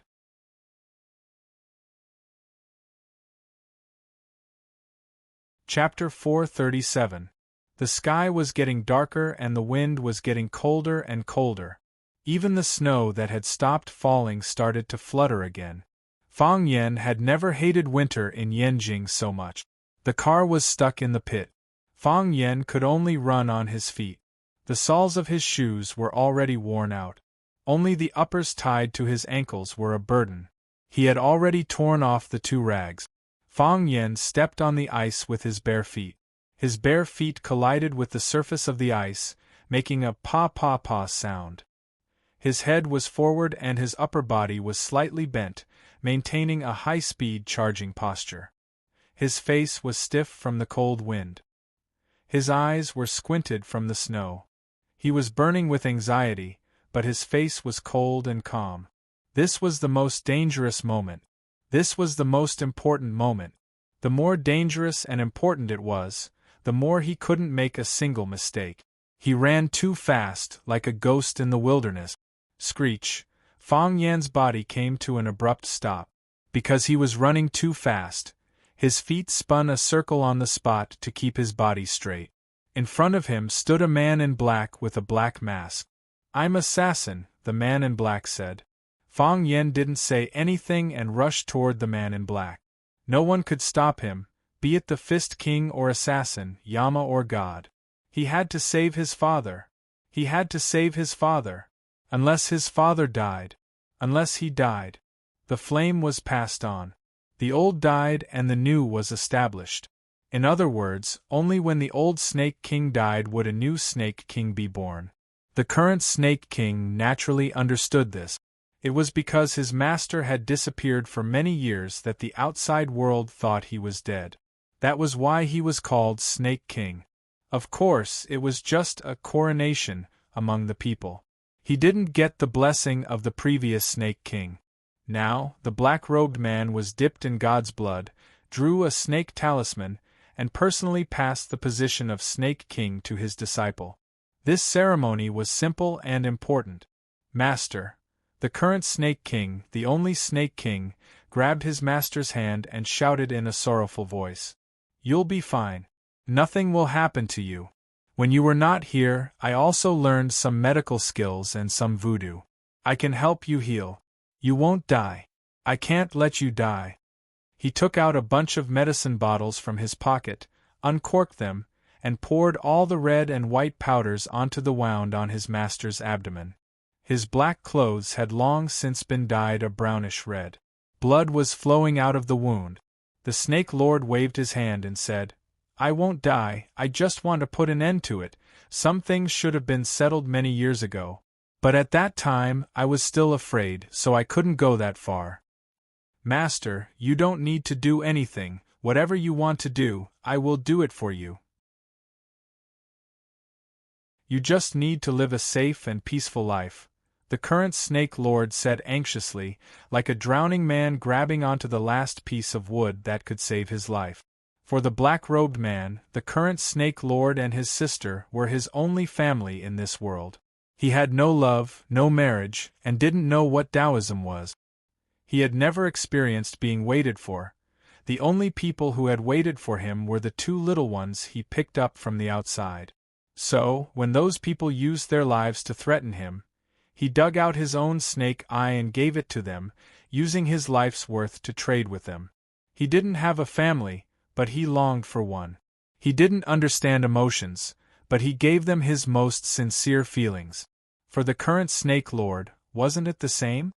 His sister was kidnapped, and he originally thought that she was her only family in this world. So, he risked his life to kill Fang Yen. After the mission failed, he put down his dignity and personal reputation to negotiate with Fang Yen, begging Fang Yen to give him a chance. He didn't even hesitate to follow his master's old path and become someone else's snake slave. Snake slave, that was such a heavy and humiliating title. He didn't expect that he would eventually encounter such a dilemma. On one side was his master who gave him the snake eye, and on the other side was his master who saved him and taught him how to live. This mission was crueler than ever before. His sister's fate was unknown, and his master was about to leave him. These were the two remaining family members of the current Snake Lord in this world. How could the Snake Lord watch his master die without doing anything? The black-robed man climbed up from the ground with difficulty and said with a smile, "You have your own mission. Your mission is to live and save your sister. If one day you two get married and have a child, give him to a good family to raise, don't let him follow you to raise snakes. The Snake Lord's bloodline is too cruel." Master, the black-robed man patted the Snake Lord's shoulder and prepared to leave. Thump, the Snake Lord knelt down. His head hit the ground heavily, and he kowtowed 3 times to the black-robed man. The black-robed man waved his hand and didn't turn around. "Are you leaving?" Bai Xiu stood in front of the black-robed man with his sword and coldly said, "I don't agree." He said he would kill the black-robed man, so he would kill the black-robed man. He must do what he said, even if he only said it to himself in his heart. Perhaps the black-robed man had his own tragic fate, or perhaps he had his own difficulties. But who cared? He ran into Swallow Fort's territory to commit murder and arson. This was a huge crime. He had to make him stay for Swallow Fort.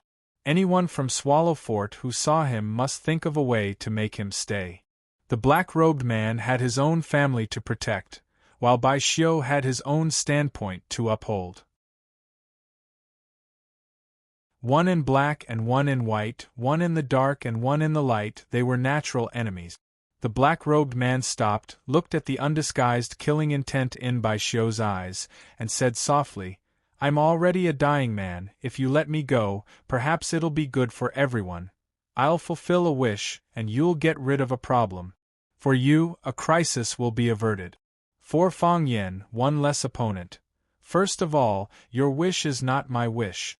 Second of all, the crisis you speak of is not a crisis for me. As for whether Fang Yen has one less opponent, that has nothing to do with me. I think he'll be more than happy to kill his enemies himself." Bai Xiu was not moved by the black-robed man. "You can't leave."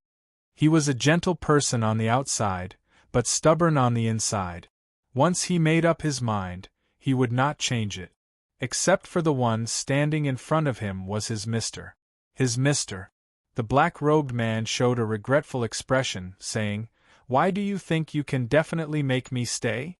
Just because you stabbed me with your sword? Do you understand the meaning of the Snake Lord? Have you experienced the true power of the Snake Lord? The youngsters of Swallow Fort are a bit overconfident, sometimes it's really annoying." "Why not try?" Bai Xiu proudly said. Bai Xiu's stab was extremely ruthless, piercing through the black-robed man's abdomen. Even after the Snake Lord poured all of his medicinal powder on the wound, it alleviated the black-robed man's injury. However, this was not enough to completely stop the bleeding. The black-robed man ignored the wound on his abdomen and took the initiative to rush towards Bai Xiu. Bai Xiu also stabbed forward with his sword, aiming for the black-robed man's chest. One was like a ferocious tiger hunting its prey, the other like a butterfly plucking flowers. One was fierce, the other light. Their bodies were about to collide in an instant. What was surprising was that the black-robed man was unarmed, and actually used his own flesh and blood to meet Bai Xiu. Whoosh whoosh whoosh. The longsword in Bai Xiu's hand trembled, producing a dozen or so sword sparks. The tip of the sword was like a snake's head, looking for the most suitable place to attack. The black-robed man punched out, his arm striking towards the longsword in Bai Xiu's hand. Whoosh, the wind from the punch was sharp and domineering. The flexible sword in Bai Xiu's hand changed from a stab to a slash. He only needed one slash to take away the black-robed man's arm. However, his eyes turned cold, and he once again changed from a slash to a stab. The tip of the longsword once again let out a whooshing sound like a viper's tongue, stabbing towards the black-robed man's chest. It was as if he was purposely letting the black-robed man go. The black-robed man's fist blasted over, the wind from the fist blew Bai Xiu's long hair that was tied up into a bun. The longsword in Bai Xiu's hand stabbed into the black-robed man's chest, fresh blood gushing out along the blade. With every step the black-robed man took, that long sword stabbed in a little more. However, the black-robed man did not have the intention of stopping, still pouncing towards Bai Xiu fearlessly. A stance of wanting to fight to the death with Bai Xiu. His body was about to be pierced by the long sword very soon. Once again, another hole was pierced through it. However, Bai Xiu did not let him have his wish. He kicked out, sending the black-robed man who was pouncing towards him flying. A few drops of fresh blood dripped onto Bai Xiu's wrist. A heart-wrenching pain came. The flesh on the back of that hand actually started to turn a charred black color. The Snake Lord actually turned his own body into a medicinal storehouse, and that red blood became a murderous poison. If Bai Xiu let him approach just now, most likely Bai Xiu's entire body would be corroded into charcoal because of being stained with his blood. Thud! The black-robed man's body fell heavily to the ground. Crack! Fang Yixing, who had been lying on the ground with half of his body covered in snow, suddenly flipped over, raised the long sword in his hand high up, and stabbed it into the chest of the black-robed man who had fallen right next to him. Screech! The black-robed man's chest was stabbed, and his body that had just wanted to sit up weakly drooped down. Fang Yixing laughed heartily, shouting at the top of his lungs, "I said I would slash you, I will slash you, I did it, I did it." He didn't want to kill the enemy, he just wanted to slash his opponent. He did it, he finally did it.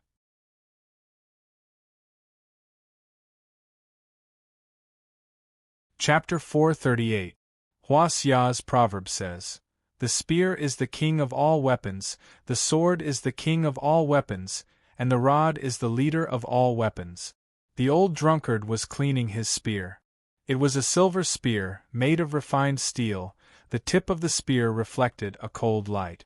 The old drunkard was good at using spears, but he rarely used them.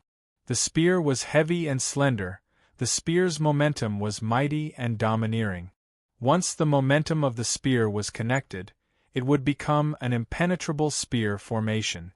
It fit the old drunkard's invincible image very well. However, the old drunkard hadn't used a spear for a long time, including when he crossed the East Ocean and challenged the 37 East Island. Because he used his strength to the extreme, what he needed to learn now was how to save it. So he started using his sword, or his fist. He had kept this phoenix spear for a long time, but after his meridians were destroyed in the battle with the dragon god, he never took it out again. The silver spear was covered in dust in the corner, so he took it out and cleaned it. The wooden door of the courtyard was pushed open. Fang Hui was sitting in a wheelchair, looking at the old drunkard cleaning his spear in the room, and asked, "Why are you cleaning your spear?" "The killing intent is too strong," the old drunkard said indifferently. "When the killing intent is strong, the spear can be used to show its power." Fang Hui sighed softly and said, "Your body hasn't recovered yet, you can't use your strength, just rest well." Fang Yen went out, Fang Hao went out, Qing Xin also went out with his people. The heroes and warriors also went out. Fang Yen went out, Fang Hao went out, Zhao Qing went out, the heroes and warriors also went out, I can also go out. The old drunkard put the dusty handkerchief into his pocket, stood up with the spear in his hand, and as he passed by Fang Hui, he loudly said, "I'm not going out as Hua Xia's azure dragon, I'm going out as a member of the Fang family. I don't have strength, but I have martial arts. I don't have martial arts, but I have brute force. I kill with blood, cut with knives. That will always be useful." Fang Hui laughed and said, "Then let's go. I'll recite a poem for you." The old drunkard pushed open the back door of the courtyard and quickly disappeared in the snow. The old wooden door creaked as it was blown open and closed by the wind. Fang Hui's voice was hoarse and sorrowful as he recited an ancient poem, 10 years Yen Fang, drinking the Han River. They were both spinning wheels. "Regret that we met in the past, 3,000 miles away, 3,000 miles away. The heroic spirits of the universe are tranquil and generous, willing to serve in mere ink and brush. The ambition of a man wants a spear and a sword. Drunk in the autumn wind at the Yuan Gate, watching the setting sun and flags set in red. I love the snow on the edge of the clouds, a cold horn, the smooth sand and fine grass, a few points of flying swan." As Fang Hui chanted, he slapped the handle of the wheelchair with his palm. His eyes passed through the wooden door and the courtyard wall to look into the distance. "Fang, but he palm, he Fang, he, but he was of, but he was Yen Fang. And the feelings of the lake and the sea, the friendship of the golden orchid. Don't regret that the jade cup is empty. Of gods.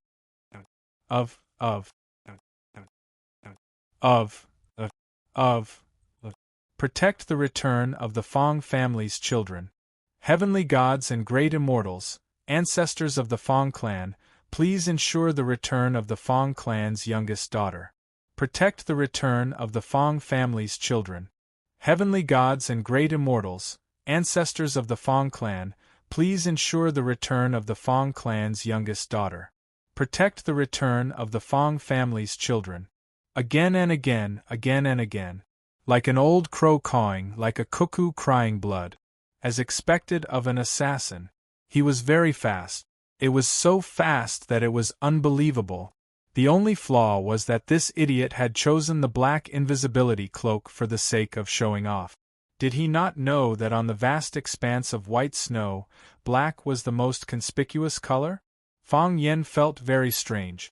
How did the mastermind find so many experts to attack him? He was just a nobody, was it worth it? He already understood that this was an ambush aimed at him. Their target was not his father, Fang Yixing. Fang Yixing was just a scholar. To them, he was just a useless person without any influence or combat ability. Why would they spend so much effort to kill him? Their target was Fang Yen.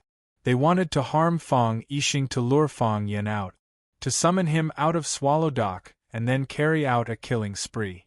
Their goal was to kill Fang Yen. From the traps they had set up and the experts they had arranged, it could be seen that they would not stop until they achieved their goal. Fang Yen was the victim. He did not have any choice. If he could, he was willing to sacrifice everything, spend billions of his family's wealth, give up his dignity and honor. He was willing to kneel to this black-clothed man and the experts he might face next. As long as they were willing to let him go. As long as they gave him time to save his father. He had a very bad feeling in his heart. He was worried that his father had already died or was in trouble. He hoped that it was the latter. This was the best thing he could imagine at this moment. Fang Yan's eyes were blood-red. He looked like a poisonous snake whose mind had been taken away by the fighting snake dance. He was so anxious that his face was red and his eyes were bloodshot. The assassin's attack failed again. The scimitar in his hand drooped down. It looked weak. His eyes that were covered by the black gauze were filled with shock and disbelief. There was actually someone who could avoid his cross slash? 1 slash, 10 slashes, 10 slashes. 10 slashes were unleashed in an instant. It sealed off all the routes of attack or retreat. How did he avoid it? He panted lightly. He used a special method to quickly adjust his breathing so that his body was in the best state. After every charge, there would be a period of emptiness. He needed to use his strength and fighting spirit to fill up this period of emptiness. Otherwise, it would give the opponent an opportunity to take advantage of him. The assassin rushed out again. He raised the scimitar in his hand high. His body made gaudy and complicated movements in front of Fang Yen.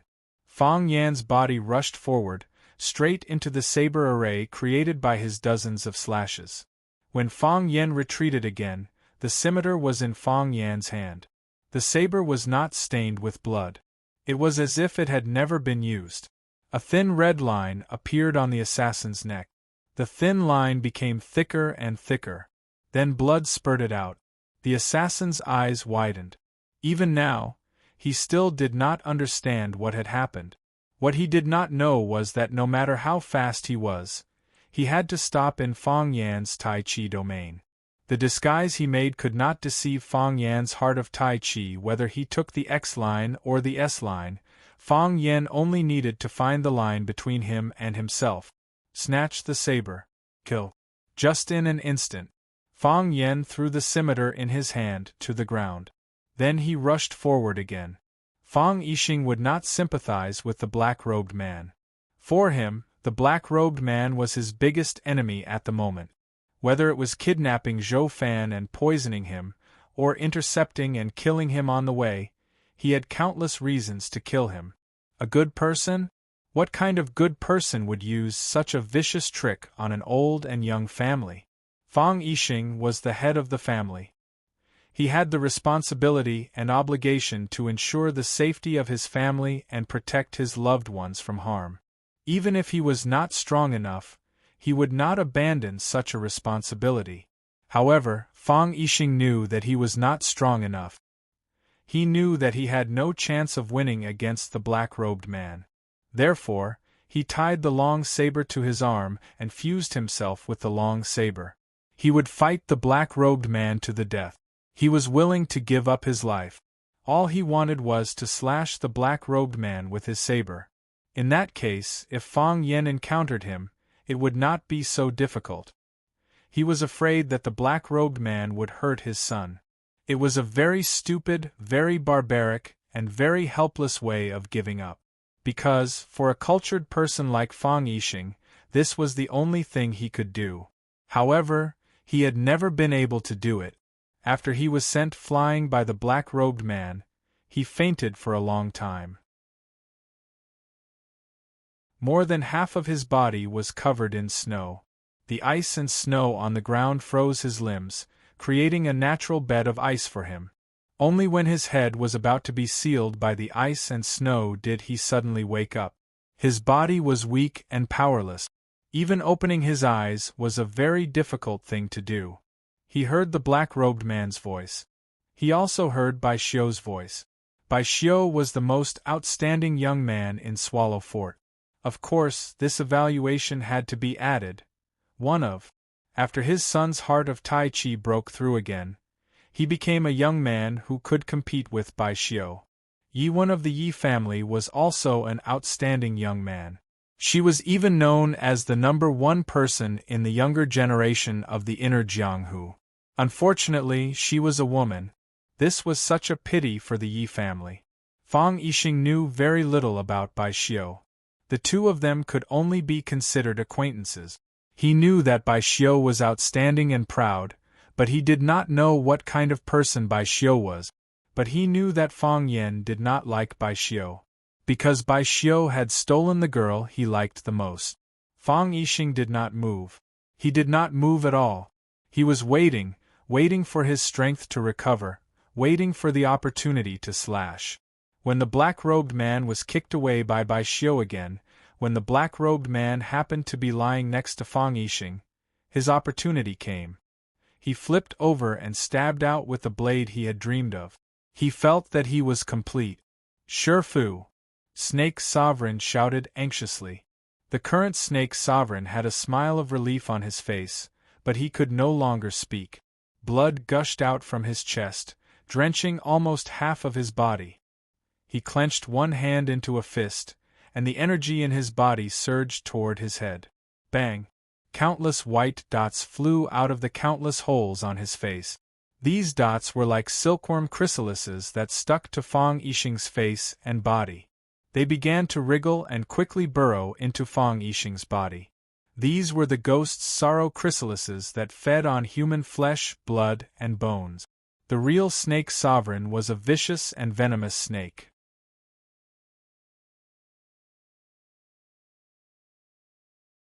Chapter 439. Fang Yixing's stab was very fierce, and it pierced right into the black-robed man's heart. His heart had already been pierced, and even a great principal golden immortal would not be able to save him. The black-robed man knew his situation, so he used the last of his strength to spray the ghost's worry snake chrysalis out of his face. When he felt his heavy head lighten up, he finally closed his eyes slowly. The black-robed man died in battle. The curtains fell on the snake monarch. He died pitifully and miserably. Even in death, he did not fulfill his wish. Master! The snake monarch rushed over and hugged his master's body. The snake monarch's body was dripping with blood, and his body gradually became cold. Fang Yixing's body twitched non-stop, and his exposed skin had already turned purplish-black. Originally, his head and face were frozen stiff, and his hair and eyebrows were covered in frost. However, in just a few seconds, he began to sweat profusely, as if he was being roasted by a high temperature. His nose began to bleed, and black blood flowed out. Then his eyes, mouth, ears, and even some of the newly formed holes on his face began to bleed. The chrysalis found a new body to attach to, and began to feast on the fresh blood and flesh. All the blood was black in color. The blood had already been stained with the venom of the chrysalis, and became a pool of unusable blood. Fang Yixing's hands scratched his face randomly. He wanted to tear off a piece of skin and a piece of flesh to pull out those little bugs from his body. However, this was simply too difficult. His face and body were badly mutilated from his scratches. Bai Xiu walked over, and looked at Fang Yixing, who was lying on the ground in pain. He frowned slightly. After hesitating for a moment, he used the tip of his sword to stab Fang Yixing's 18 acupuncture points. When those acupuncture points also began to bleed, Fang Yixing's body finally calmed down. He cut off Fang Yixing's pain nerves, so he did not have to endure such pain. Of course, he did not have to bear any pain. He became a vegetable who did not understand pain and cold. In less than a minute, Fang Yixing was tormented by the chrysalis that had drilled into his body and looked like he was neither human nor ghost. He looked like he had aged several decades. Bai Xiu squatted on the ground, looked at Fang Yixing and asked, "What do you have to say?" He knew that with Fang Yixing's body condition, he wouldn't be able to hold on any longer. The last snake monarch had planted a pupa before he died, and even the current snake monarch had no way of taking it out. What's more, Fang Yixing had just stabbed Snake Lord's master to death. Snake Lord might not be willing to help Fang Yixing take out the monsters in his body that made people want to die. Fang Yixing's face was covered in blood and he looked very scary. He looked at Bai Xiu with a fawning smile. She wasn't trying to curry favor with him, but rather, she was begging him to pass on her words, because Bai Xiu was the only person he could entrust it to. I've always been proud of Fang Yan, proud to have such a son. He's very talented in the path of martial arts, and he's also very smart. I don't need to tell him this, he knows this. Fang Yixing said softly. I don't know how far he can go in the future, but I know that he will go very, very far in the future. He will go to the place that we, the ancestors, can't see. I firmly believe this because he's my son, although I, as his father, can't be like him. No matter how hard I try, I can't be better than him. I trust Fang Yan very much, so I have nothing to say. My father only hopes that he can take care of himself, and I know that Fang Yan can take good care of him. I want you to pass on a message to Lu Wan. Fang Yixing's eyes were sad, and 2 streaks of bloody tears slid down his cheeks.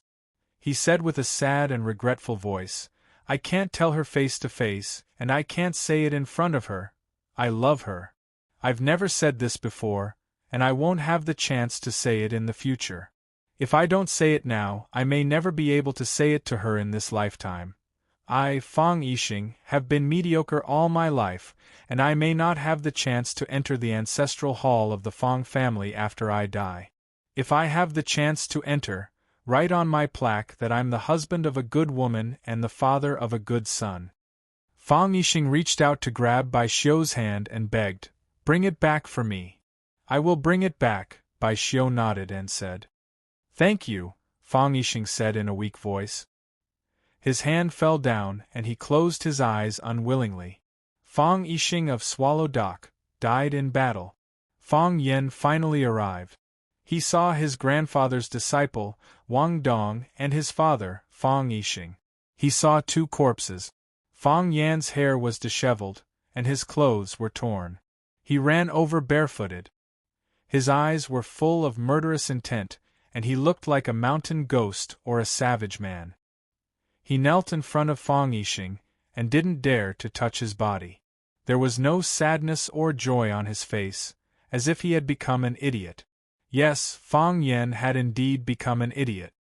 He couldn't accept the fact in front of him, and he didn't want to accept the fact in front of him. How could his father die? How could his father die?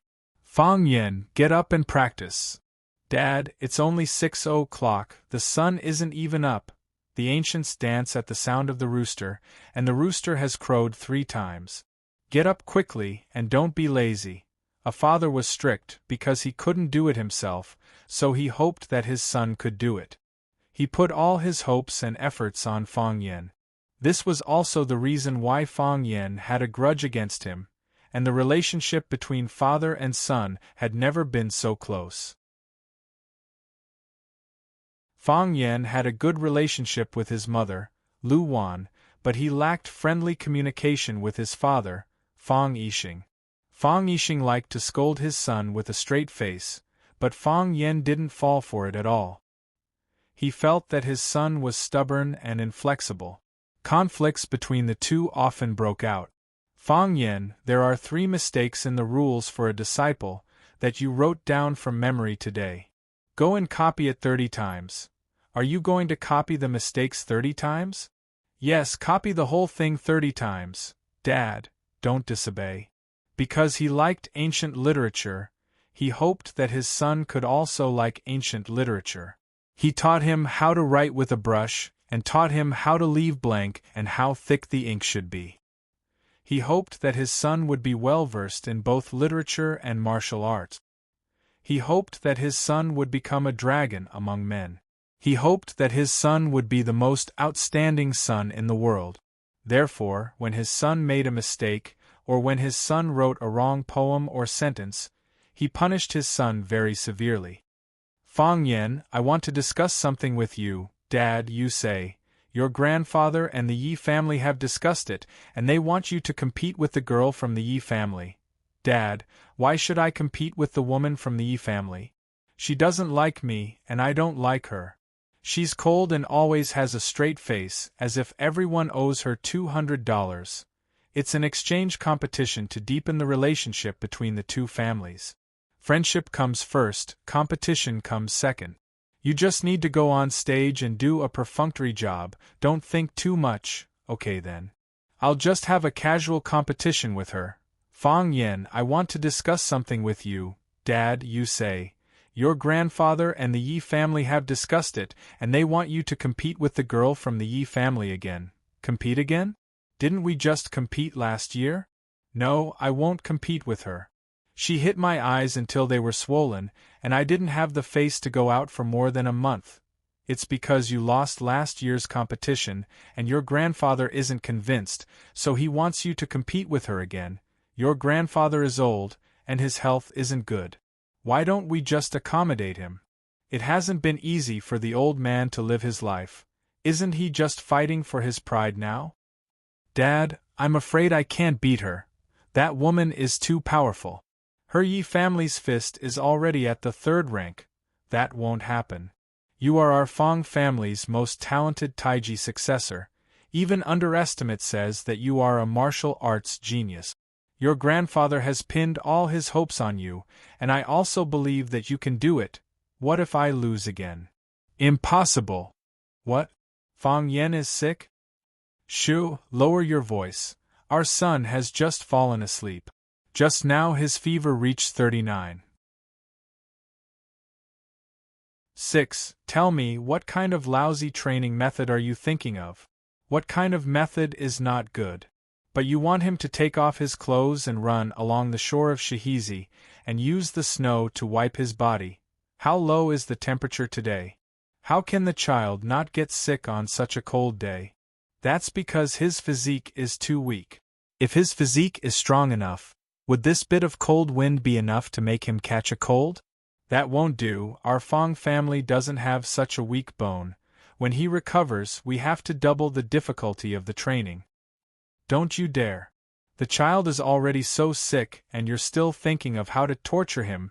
I don't agree, and I won't allow you to train the child in such a way. You're just being unreasonable, do you know that? A loving mother will spoil her son. Fang Yixing slammed the door and left. When Fang Yen was half asleep, a gentle and honest man's voice came over. Fang Yixing held a bowl of black Chinese medicine and squatted beside Fang Yan's bed. He lowered his voice and said softly, Fang Yen, I made a bowl of medicinal soup for you. Come, drink the soup. You'll be better after you drink it. The medicine is bitter. It's not bitter. I specially added a piece of rock candy for you. Fang Yen, the weather is cold, your mother told you to take care of your body. Fang Yen, have you been busy with your studies recently? Your mother told you to come back when you have time, she's been talking about you recently. Fang Yen, your mother said, this was a tough and gentle man. This was a man who was stubborn and tolerant with no bottom line. This was a man with great literary talent but was not good at expressing himself verbally. This was an excellent husband, a great father. Dad. Fang Yen hugged Fang Yixing's stiff body that was wrapped in ice and snow, shouting hoarsely, tears gushed out like a fountain.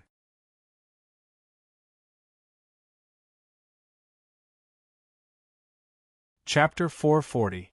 When the news of Fang Yixing's death reached Swallow Dock, everyone was shocked. Fang Yen carried Fang Yixing's body back to the village. One by one, the red doors were pushed open in the wind and snow. He was a real man. A stocky middle-aged man sighed. What a pity! They all say that Yixing doesn't look like a man from Swallow Dock. Isn't he like a man from Swallow Dock? He is a man from Swallow Dock. What he's done isn't something that every young master in Swallow Fort can do. An elderly woman praised. The old man had to die before the young man. That old dog Fang Huwei is really pitiful. The white-haired old man with his hands in his sleeves shook his head and sighed. It's a pity that he didn't die on the battlefield. Otherwise, we can carve his name on the stone tablet at the village entrance. A young man said. Regardless of how the villagers of Swallow Dock felt about Fang Yixing's death, wherever Fang Yen passed by, huge soul-summoning white banners would be raised in the courtyards one after another. On the biggest tree in front of or behind each house, a long white cloth with a spirit-summoning talisman was raised. There was a line of words on the white cloth. The Eastern Pole Immortal Tai ordered the Golden Boy and Jade Girl to lead my father and mother to the world of immortals. The white cloth was unfolded in the wind and fluttered in the cold wind. In the end, the whole village was hung with the spirit-summoning flags. This phenomenon had just occurred not long ago. The sword god from East Ocean, Chiba Bin, died in battle. The villagers of Swallow Dock felt his loyalty and spontaneously hung white flags to summon his soul. This was a great honor for the villagers of Swallow Dock. Fang Yan's expression was stiff. His hands were no longer his hands, and his feet were no longer his feet. His face wasn't his face, and his heart wasn't his heart. Every step he took was like a machine without any emotion. Behind him, white banners rose up one after another. In front of him, there were many Fang family members lined up to welcome him. At the front of the line was Fang Huwei. His hands tightly grasped the handle of the wheelchair. Because he used too much force, several pieces of the old paint were rubbed off. He didn't dare to look at his son's body in Fang Yan's arms. His eyes were red, and there were turbid tears in his eyes. He shouted in a hoarse and heroic voice, "A good man dies on the battlefield. He doesn't retreat or hide. He dies a heroic death. Raise the flag." First Aunt Fang Yixin and second Aunt Fang Yiling were crying uncontrollably. Lu Wan had already fainted from crying when she heard the news. Now he collapsed on the bed, unable to stand up. First Uncle Fang Hao, second Uncle Zhao Qingxin, and a group of men ran over and took Fang Yixing's body from Fang Yan's hands. Then, he ran towards the coffin that had been set up in the inner room.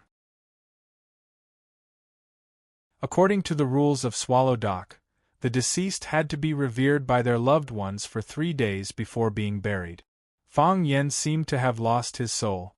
There were no tears, no sorrow, and he couldn't even speak a complete sentence. He passed by his grandfather Fang Huwei, the weeping women, and his mother's room. Then, he came to the mourning hall and knelt in front of the coffin. Some people burned incense, some people set off firecrackers, and some people burned paper money. Some people cried, some people howled, and some people mourned. Some people knelt beside Fang Yen, some people comforted Fang Yen to drink water and eat, and some people told Fang Yen to restrain his grief. Fang Yen had long lost his self-awareness. His divine sense had entered another world. He automatically rejected and abandoned everything in this world. In the world he was in, there were only him, Lu Wan, and Fang Yixing, and his family of 3. There were scenes of him cheering when Fang Yixing bought him his first bicycle. There were scenes of Fang Yixing correcting his mistakes in the Tang and Song poems. There were also scenes of Fang Yixing angrily whipping Fang Yen because he was lazy in practicing martial arts. He was erudite and had a good memory. His calligraphy and painting were first class. The famous calligraphy and painting master, Mr. Chen Daoming, once said that he was qualified to be a professor at Shuimu University and Yenjing University. However, He was never good at expressing his feelings. He only scolded and scolded his son. Every time he showed concern, he had to use "your mother said so." He was polite to his wife. He didn't have a diamond ring or rose, and he never said, "I love you." However, he loved and protected them with all his heart, with all that he had and all that he could do. Every farewell hug had to be stronger because this might be a farewell forever. Every wish had to be fulfilled as soon as possible because there might be no future. Yi Dowling returned. He took half a day out of his busy work and brought his daughter, Yi Zi, to pay respects to Fang Yixing. After he offered incense in front of Fang Yixing's memorial tablet, he looked at Fang Yan, who was kneeling on the ground. He sighed softly and took his daughter's hand to leave. Yi Daoxian came and he brought his son, Yi Fengxing. Yi Daoxian offered incense. Yi Fengxing knelt in front of the memorial tablet and kowtowed 3 times. His head was bleeding, and he cried even more miserably than Fang Yan. Yi Daowen also came and he came with his wife. Yi Daowen offered incense in front of the memorial tablet, while his wife went to the inner room to comfort Lu Wan, who had been lying on the bed for 2 days. The old lady of the Li family came, and the old man of the Zhang family came. The old lady of the Yuan family came. The teacher came. The teacher went to visit the old man Fang Huwei and then left. Yi Rou came. Yi Rou came and knelt. She knelt beside Fang Yan without saying a word. Her face was cold. Summer came. Jiang Qin and Yuan Lin also came after receiving the news. Qin Etian also came. Qin Etian knelt on the other side of Fang Yan. He didn't say a word to him, nor did he smile. The people she brought were busy helping with Fang Yixing's funeral, as if they were treating their own family. Bai Xiu also came. Bai Xiu offered 3 incense sticks in front of Fang Yixing's memorial tablet, and then stood in front of Fang Yan. He looked at Fang Yan and asked, "Are you very sad?" Fang Yan didn't respond. He couldn't hear what the others were saying, and he didn't want to hear what they were saying. The person he wanted to listen to the most was now lying in that narrow wooden box. What did it matter to him what the others said? "When I went there, he was already dead," Bai Xiu said in a flat voice. But he couldn't swallow his last breath, and he didn't want to use his last strength. He just wanted to stab him. He just wanted to stab him. You didn't see the satisfied expression on his face. He always wanted to do something for his son, and that was his only wish. He did it, so he left with peace of mind. He had a lot of things he didn't want to do, but he didn't have the slightest regret. He wanted to be a good father, and he was indeed a good father. Bai Xiu glanced at Yi Rou and Qin Etian, who were kneeling on both sides of Fang Yan, and then turned around and walked toward the inner room of the Fang family. Lu Wan's room was crowded with people. Fang Yan's 3 aunts and some women who were close to Swallow Dock all gathered there, talking about family trivia and comforting Lu Wan, so that she would not go to extremes. Bai Xiu stood at the door of the room and knocked on the door, but he didn't enter the room. Lu Wan hadn't eaten or drunk for 2 days in a row, and she was extremely haggard. Her cheeks were thin, and her eyes were deep. Seeing Bai Xiu appear in front of her, Lu Wan immediately jumped up from the bed. She ran to Bai Xiu, grabbed his arm, and asked anxiously, "Bai Xiu, when Yixing left, you were the only one who was with him. Tell me, did he suffer? Did he have any regrets when he left? Did he ask you to bring any message?" Not only Lu Wan was concerned about this question, but the 3 sisters of the Fang family and other women also gathered around. They wanted to know the last situation of Fang Yixing, and they hoped that he didn't have any pain or regret when he left. Since he couldn't live well, then they hoped that he could leave peacefully. Bai Xiu's expression was calm, and his voice was gentle. He said gently and elegantly, "Aunt Lu, Uncle Fang left peacefully, and he didn't leave any regrets. He said that he trusted Fang Yan very much, and he was proud to have such a son." Lu Wan's eyes became moist and big drops of tears rolled down her cheeks. She said in a sad voice. Yixing never said it, but I know he has always been proud of his son. He always wanted to call his son, but he didn't know what to say to him. Every time he dialed the number, he would ask me to pick it up. He would secretly listen to the conversation, as if he was talking to his son on the phone. Since he had promised something, he must do it. Therefore, even though he thought it was cruel, Bai Xiu still told Lu Wan truthfully, "Uncle Fang asked me to bring you a message." "What message? What message did he ask you to bring?" he said. Bai Xiu's expression was respectful, and his voice was serious. He regretted that he couldn't say this to you face to face, and he said that he couldn't say it in front of you. He was afraid that if he didn't say it at that time, he wouldn't have another chance.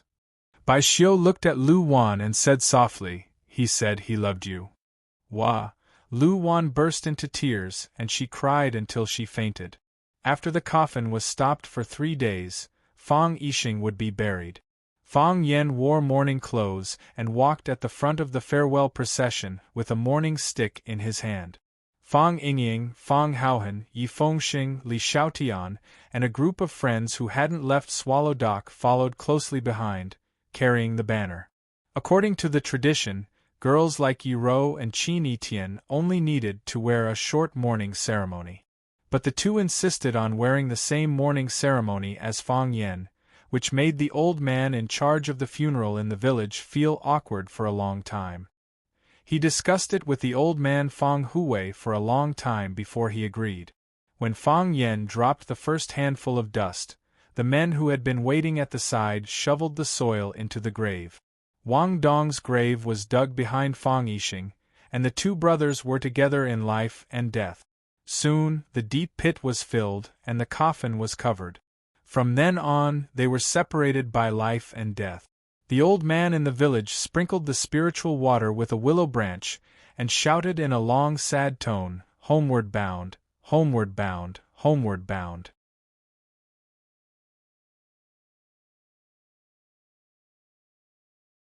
Chapter 441. Rosefinch Secondary. The best private secondary school in Huaqing. There was no other.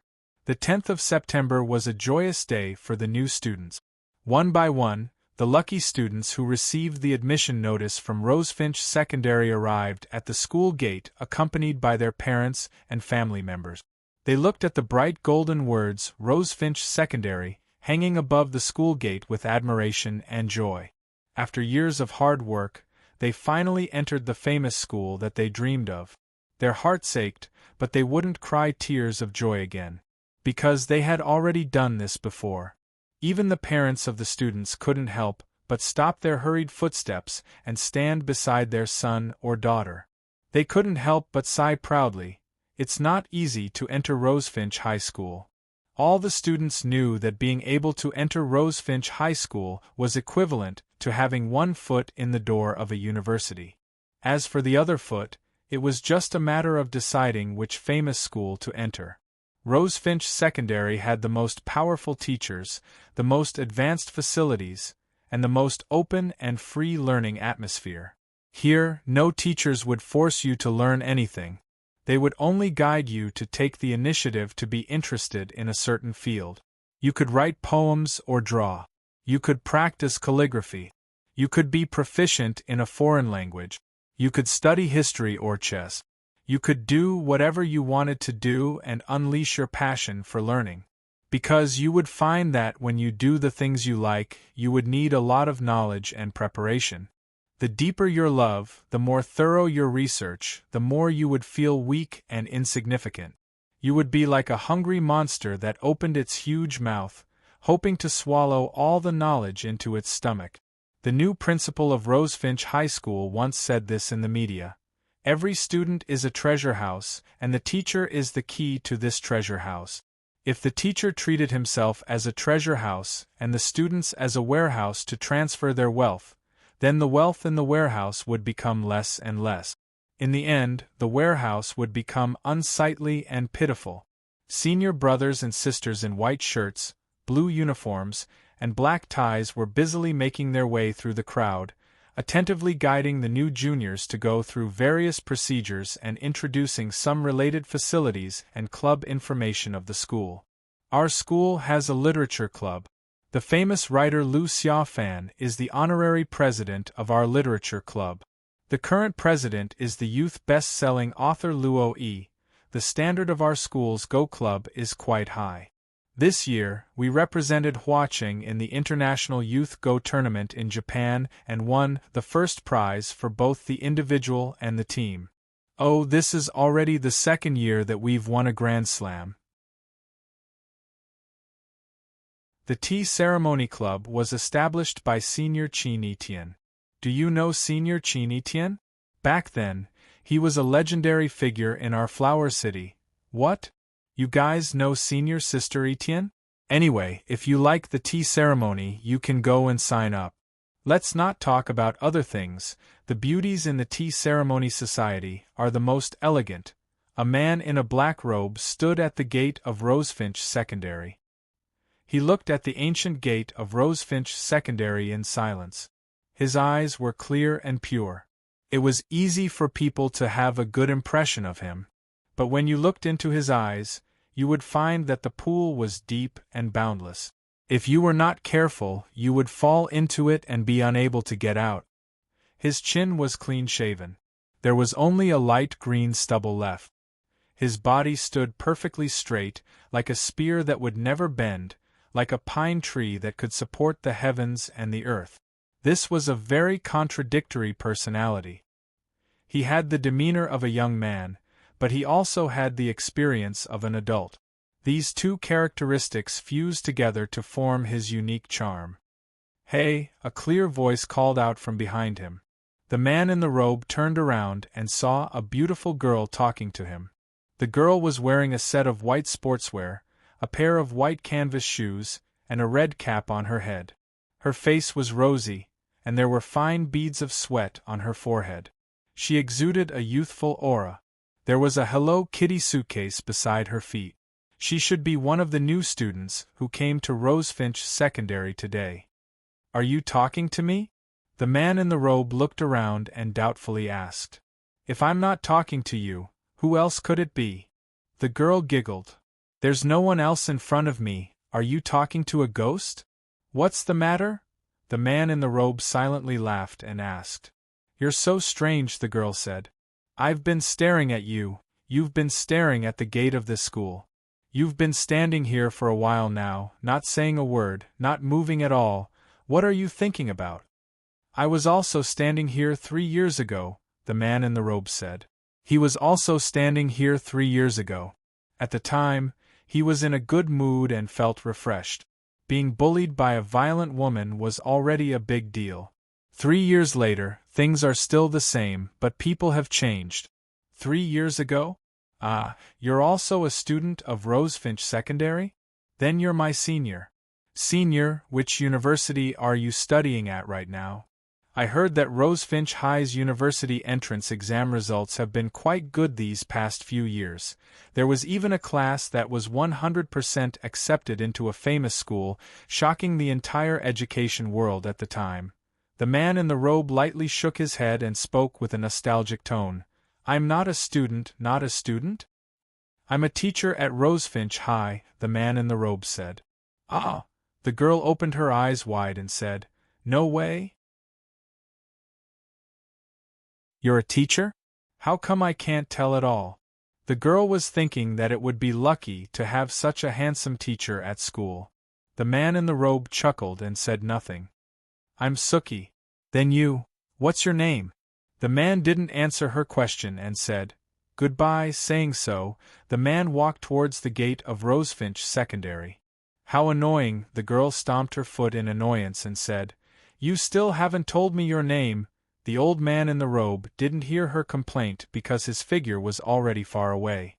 In front of the school's security booth, a man in a green security uniform was lecturing a few punks with blonde hair with a serious expression and said, "You brats want to break into the school again, don't blame me for not telling you. What is this place? It's a place for students to learn, a place to train talents for the country.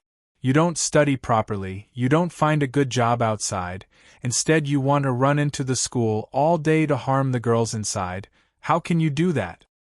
Harm? A blonde with a row of shiny earrings on his right ear sneered and said, I say, Baldy, do you know how to talk? I'm here to visit my girlfriend. How am I a harm? We're in love with each other. Do you know what in love with each other is? You don't, right? Look at you, a coward with weeds growing on his head. Probably no girl will like you in this lifetime. You call that in love with each other? You pursued Li Jingjing, a second-year student, and she was so scared that she avoided you. Because you guarded the school gate all day, Li Jingjing didn't dare to go home for several days. I say, you guys should do some good and let the girl study in peace, and not worry about you punks all day. Or else, I'll send you to the police station. The punks looked at each other and then laughed. Brother Xing, he said he'll send us to the police station. I'm so scared. Police station? What is that place? Have we been there? Is there a buffet inside? Brother Xing likes to visit the police station when he has nothing to do. We're familiar with that place. Baldy, do you want me to take you in for a tour? The man with the earring pointed at Baldy with an arrogant expression and said, I say, Baldy, don't blame me, Brother Xiaoxing, for not giving you face. Since you've said it, then send me to the police station. If I beg you for mercy, you'll be my biological father. Baldy was so angry that his face turned red, and his body trembled. He pulled out the baton at his waist and said angrily, I'm telling you, as long as I, Baldy, guard the school gate, you hooligans won't be able to step into the school gate. I can't go in even if you guard the school gate, but you can't do anything outside the school, right? Is it illegal for me to pursue a girl outside the school? I don't care if it's inside or outside the school, I won't allow you to bully the students of our school, or else I'll call the police and arrest all of you. Who do you think you are? You're just the school's security captain, not Huaqing's police chief. Damn Baldy, you can't control me. Before the earring man's voice died away, his body had already left the ground. He wanted to speak, but he found that the back of his neck was being strangled. He couldn't struggle, couldn't speak, and even had difficulty breathing. His lackeys saw that their big brother was being humiliated, and immediately rushed toward their target. Bang! The first hooligan who rushed up was kicked away. He was flying freely in the air, and it seemed that he wouldn't land for a while. Crack! The second hooligan who rushed up was punched in the nose, and the sound of his nose breaking was sharp and ear-piercing. Puff! The third hooligan who rushed halfway wanted to turn around and run away, but his butt was kicked. His body rolled on the ground, and then he fell to the ground in an extremely embarrassing manner. The other hooligans were silent, and their faces were full of fear. They stood still and didn't dare to move. The man in the robe pulled out the little black tie from the earring man's neck, and skillfully tied his hands and feet with the bundling technique, making him look like a dumpling. Then he carried the big dumpling and hung it on the old locust tree at the entrance of the conservative pavilion, and said, Hang it here, is the tree okay? He was afraid that the old locust tree couldn't bear the weight of the earring man's body, and the trunk would be crushed. Baldy's eyes were red, and he rushed up to pull the arm of the man in the robe, and said in a choked voice, Fang Yen, you're finally back.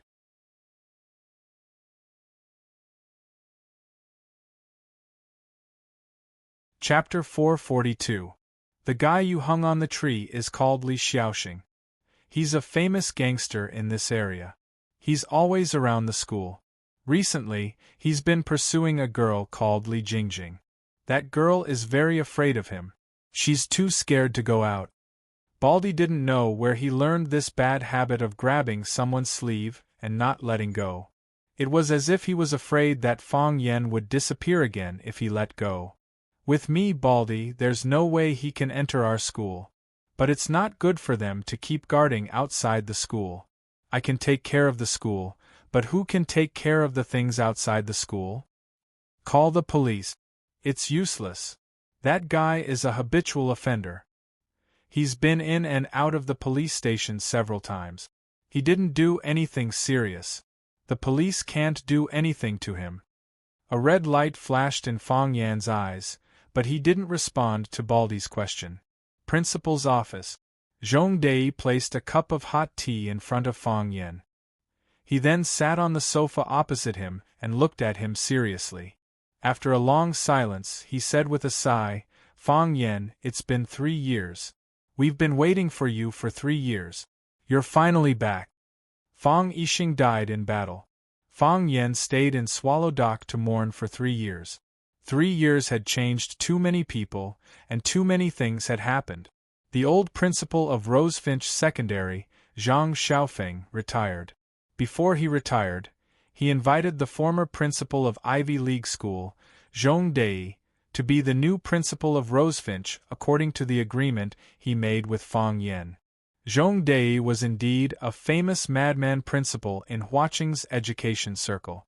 After he came to Rosefinch, he carried out bold and decisive reforms. The good ones were promoted and the bad ones were cut down. He handed in a beautiful answer sheet in the shortest time possible. The teachers and students of Rosefinch, who were originally dissatisfied or hostile towards him, looked at him in a new light. Rosefinch High School's performance over the past 3 years had been outstanding in Huaqing's education circle. Regardless of whether it was its results or its reputation, it had become the private high school of choice for Huaqing's students. There were even many parents who traveled a great distance to ask for their children's education. In the past, I never had the chance to talk to him properly, so I spent 3 years by his side. Fong Yan's voice was calm and gentle, and there was no emotion on his face. However, there was still a trace of sorrow in his eyes that was difficult to dissolve. I talked a great deal to him, and heard him talk a great deal to me. I felt I understood him better.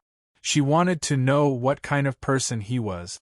Isn't it too slow and cruel for you to only understand what kind of person the most important person in your life is? Zhong Dei sighed softly and said, "Regarding your father's matter, I also feel very sorry in my heart. Filial piety is the way of human relationship. I can't blame you for doing something wrong.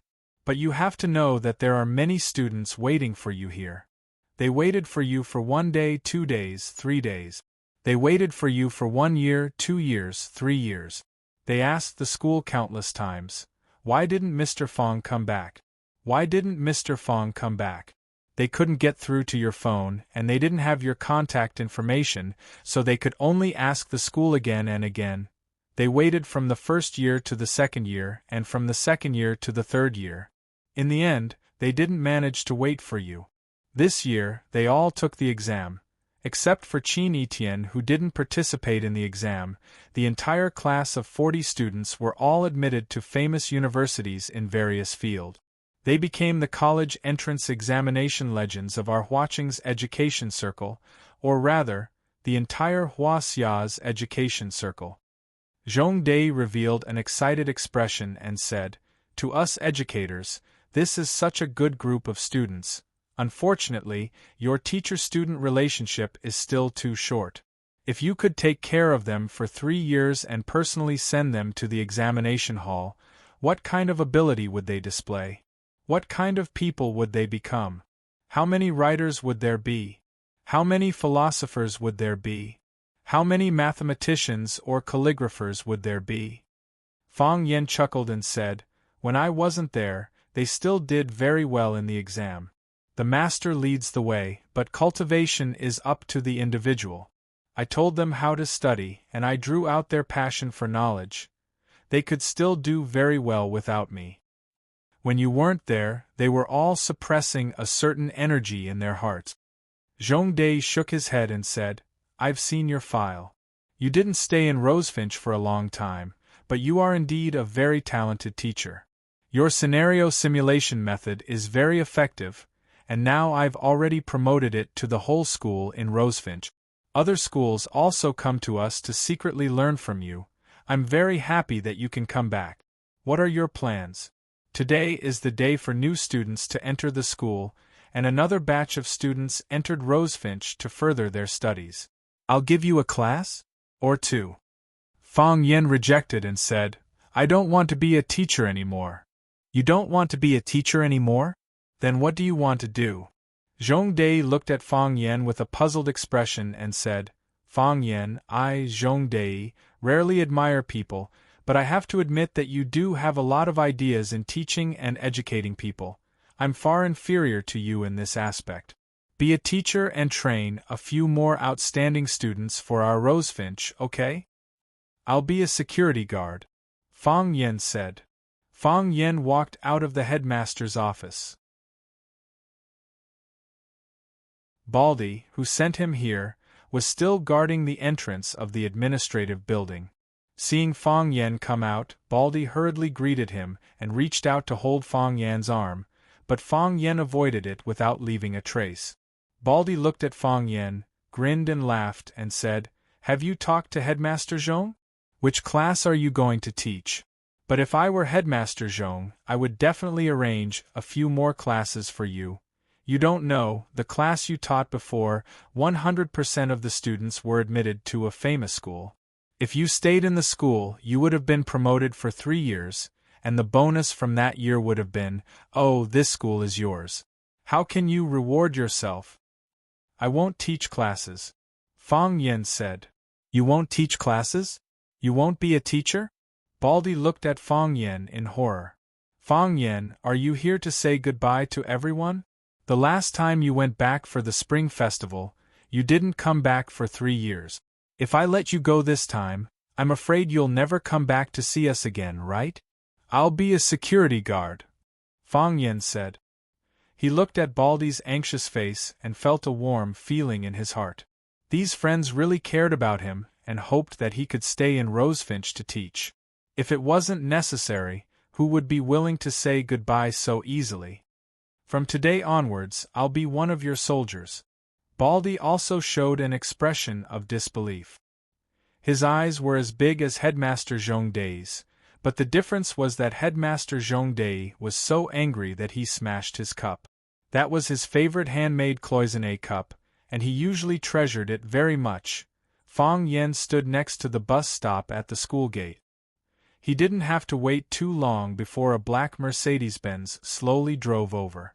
Fang Yen opened the door and got in. A familiar fragrance wafted into his nose. Lu Chaoga, who was wearing a silver suit, reached out and grabbed Fang Yan's hand. She didn't say anything and just looked at him with a joyful expression. The car stopped in front of a small courtyard in the villa area. The door was opened by a man in black from the outside. Lu Chaoga took Fang Yan's hand and got out of the car. She bent down to help Fang Yan take his slippers. After Fang Yan changed his shoes, she pulled Fang Yan to sit on the sofa in the living room. She put a cup of fragrant top-notch silver needles in front of Fang Yan and turned on the TV to the documentary channel. Then she quickly went upstairs while giggling. When Lu Chaoga came downstairs again, the exquisite suit on her body had disappeared. Of course, she changed into a set of white casual sportswear. She took tomatoes, cabbage, meat, and fresh fish from the freezer and began to busy herself in the kitchen. She made a tomato scrambled egg, a sour and spicy cabbage, a celery shredded pork, and a milky white fish soup with a few green onions floating on it. Lu Chaoga took Fang Yan to wash his hands and then put a bowl of fragrant rice in front of him. Do you want to drink? Lu Chaoga asked. No. Fang Yan said. Then let's eat. Lu Chaoga said. Fang Yan nodded, picked up the bowl and began to eat.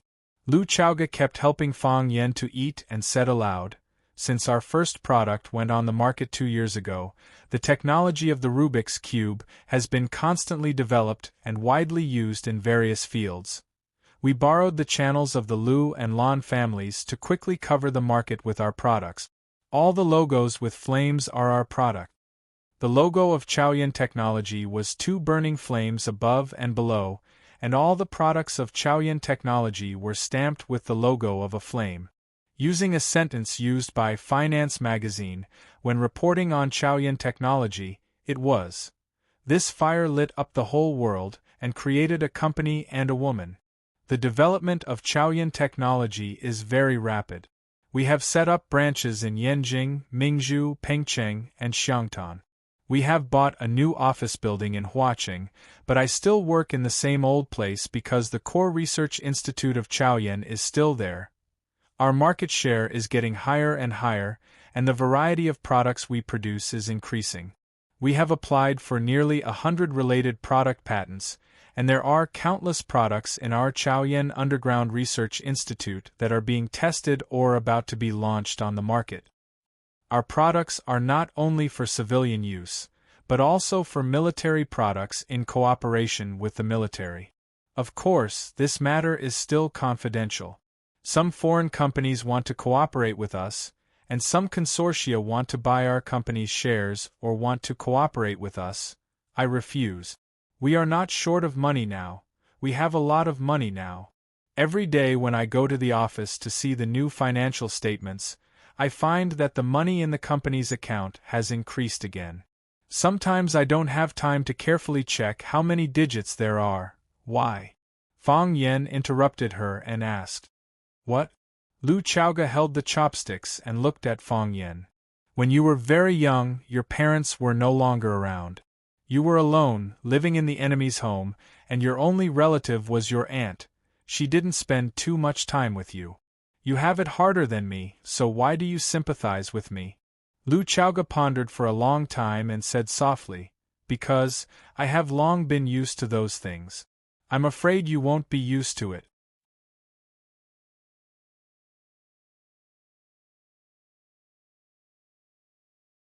Chapter 443. She was used to the death of her parents. She was used to being helpless. She was used to being wronged. She was used to all kinds of misfortunes and disasters. However, she was worried that Fang Yan would not be used to it. When a person's fate was full of misfortunes and tribulations, when a person suffered too much pain and lost too much, her heart would become hard, and her body would become strong. She would shelter him from the wind and rain, and she would welcome the morning glow and bathe in the starlight for him. Just like the flowers on the cliff, they were more aloof and independent than the wild flowers and weeds at the foot of the mountain. Lu Chaoga was the flower on the cliff, and the former Fang Yan was the flower in the greenhouse. When the flower on the cliff saw the flower in the greenhouse, there would always be some worry, and also some pity. The wind was so strong outside, and the snow was so fierce. Could his thin and weak body withstand it? Lu Chaoga knew that Fang Yan was suffering unimaginable sorrow, just like what she had suffered when she was a child. However, she gritted her teeth and stubbornly endured it. It was a kind of tearing pain, as if she was awake to remove an organ from her body. Father, which organ of the body should he correspond to? I'm worried that you won't be used to it. Hearing Lu Chaoga's answer, Fang Yan was stunned for a moment.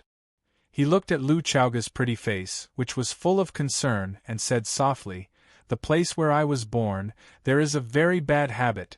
The men there all like to say heroic words like valuing friendship over life and death. For public and private reasons, they don't hesitate to pay with their lives. So, every year there will be people leaving. Some people die in the strange and dangerous North Sea, and even their bones can't be retrieved. Some people die in the hot and boundless Gobi, and their bodies are submerged in quicksand, staying there forever.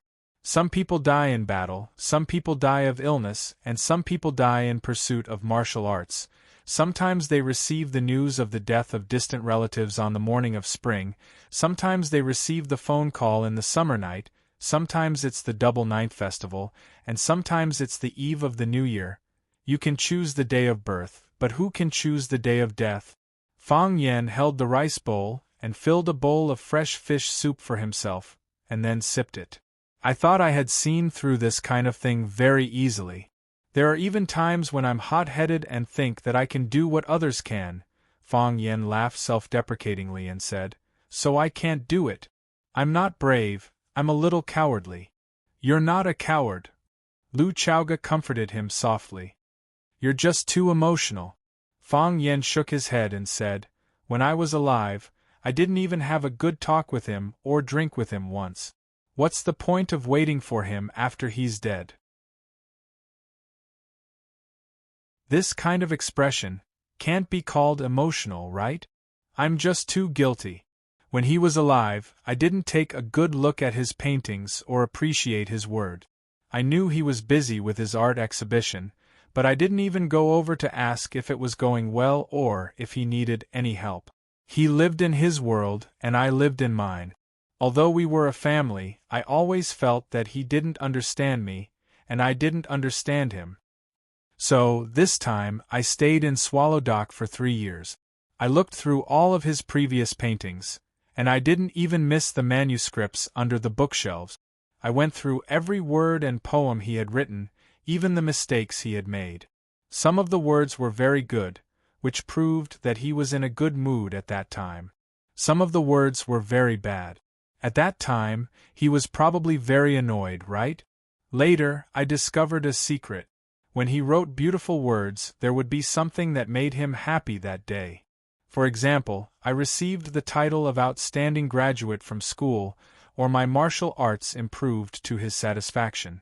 On the day I felt the heart of Tai Chi for the first time, he drew a painting called A Young Man's Morning Practice. A young man was diligently practicing martial arts in the morning light. The sun in the painting was dyed red by him, which proved that he must have been very excited at that time. Fang Yen couldn't continue and lowered his head to drink the soup.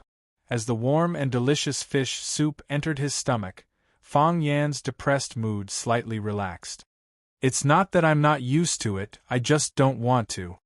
Fang Yen smiled and said, I just don't want to. That's all.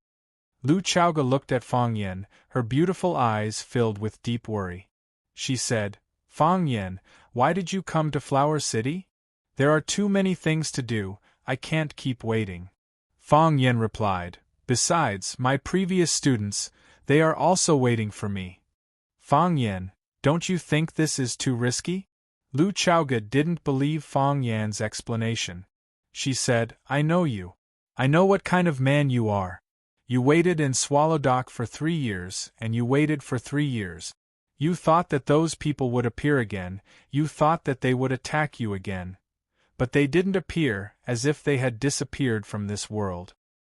So, you left Swallowdock, left Yenjing, and came to Flower City, the most dangerous place where your strength is the weakest. You want to use your life to lure the snake out of its hole? Fang Yen, this is too dangerous. Go back to Swallowdock. That is the safest place. They're capable of anything. Fang Yan's eyes were filled with a terrifying red light, and the white of his eyes were mottled with red veins. He looked at Lu Chaoga and said calmly, but conflicts have to be resolved. They killed my father, so let me kill their entire family. You see, this isn't too much to ask, right? Fang Yen saw Lu Chaoga's surprised expression and asked, Are you not used to it? I didn't speak like this before. If I encountered such a problem, I would use another way to say it. I would tell you that I'm a pacifist, and then secretly kill their entire family. This is my style, isn't it? Lu Chaoga nodded and said, Indeed, that is your style. I hope that you are still the same as before. Back then, although you had a vicious mouth, your heart was very kind. You were willing to think for others. No, I can't do it. Fang Yen patted his chest and said, Every night, it feels like I'm being burned by fire, tormenting me to the point that I can't sleep. Only when this fire is extinguished, can I return to my previous self. Then we'll take it slow. Don't be in a hurry, Lu Chaoga said. What are you going to do in Rosefinch? Are you still going to be a teacher? No. Fang Yen said, My current state of mind is not suitable to be a teacher. I'm afraid that I won't be able to control my emotions. Being a teacher is something you're good at. If you don't want to be a teacher, what do you want to be? Security. Lu Chaoga almost spat out the fish soup in her mouth. Security? Lu Chaoga almost spat out the fish soup in her mouth. If it weren't for the fact that she had to maintain her elegant demeanor, it would have been very difficult for her to control herself. A rising star in the education world of Huacheng only wanted to be a security guard at a school. Isn't this contrast a bit too strong? I used to like to educate people, but now, I only want to protect people. Fang Yen looked at Lu Chaoga and said with an unprecedentedly serious tone. Later on, I realized that being alive is the most important thing. I hope that the people I care about won't come to any harm. Doing this is too tiring. It's tiring if I don't do this, Fang Yen said. I didn't do this before, that's why I'm so tired now. Lu Chaoga sighed softly and said, "What can I help you with?" "Help me be Chaoyan," Fang Yen said. "I'll need money in the future, a lot of money. I need resources, all kinds of resources. I don't just want a person to be strong, I need a family to be strong. Only then will I be able to confront those schemers hiding behind the scenes. Only then will I be able to chop off their dirty hands and pierce their dirty hearts." Lu Chaoga nodded and said, "You were mourning in Swallow Dock for 3 years, and I didn't visit you for 3 years. I spent all my time and energy on the development of Chaoyan technology. I knew that this day would come, and I hope that when you come out, Chaoyan technology can be your strongest support. I think that Miss Qin also thinks so." After Fang Yixing's funeral, Qin Yitian immediately left. She became her mother's assistant and one of the decision-makers of the Qin family's business. Her eyes were always on Chaoyan technology, and she used the Qin family's resources and connections to protect Chaoyan's development. If it weren't for Qin Yitian's support, if it weren't for the Qin family's support, Chaoyan technology, which was as fragile as a baby and had infinite potential, would have long been torn into pieces and swallowed by those ambitious people. It could be said that if it weren't for Lu Chaoga standing in the light to attract the gunfire, if it weren't for Qin Yitian standing in the back to cast thunder, the 2 small flames of Chaoyan technology would have long been extinguished by others. "I owe you too much," Fang Yen said in a deep voice. He didn't say thank you, because that word was too weak to express his feelings at this moment. Lu Chaoga smiled silently and began to clean up the dishes. She said, "Go watch TV for a while and live here with me from now on." Fang Yen felt restless. He felt that he was in a bad mood right now, and it wasn't appropriate to think about the matters between a man and a woman. Moreover, he and Lu Chaoga still lacked some emotional seasoning. He felt that he wasn't ready yet. If they slept together, it wouldn't be appropriate, right? Fang Yen was in a dilemma. He didn't know what reason he should use to refuse Lu Chaoga's invitation without hurting a woman's proud self-esteem. Because he hadn't spoken much in the past 3 years, he felt that his language skills had deteriorated seriously. "I've already cleaned up the room for you." Lu Chaoga walked into the kitchen with the bowls and chopsticks. Only then did Fang Yen realize that he was thinking too much.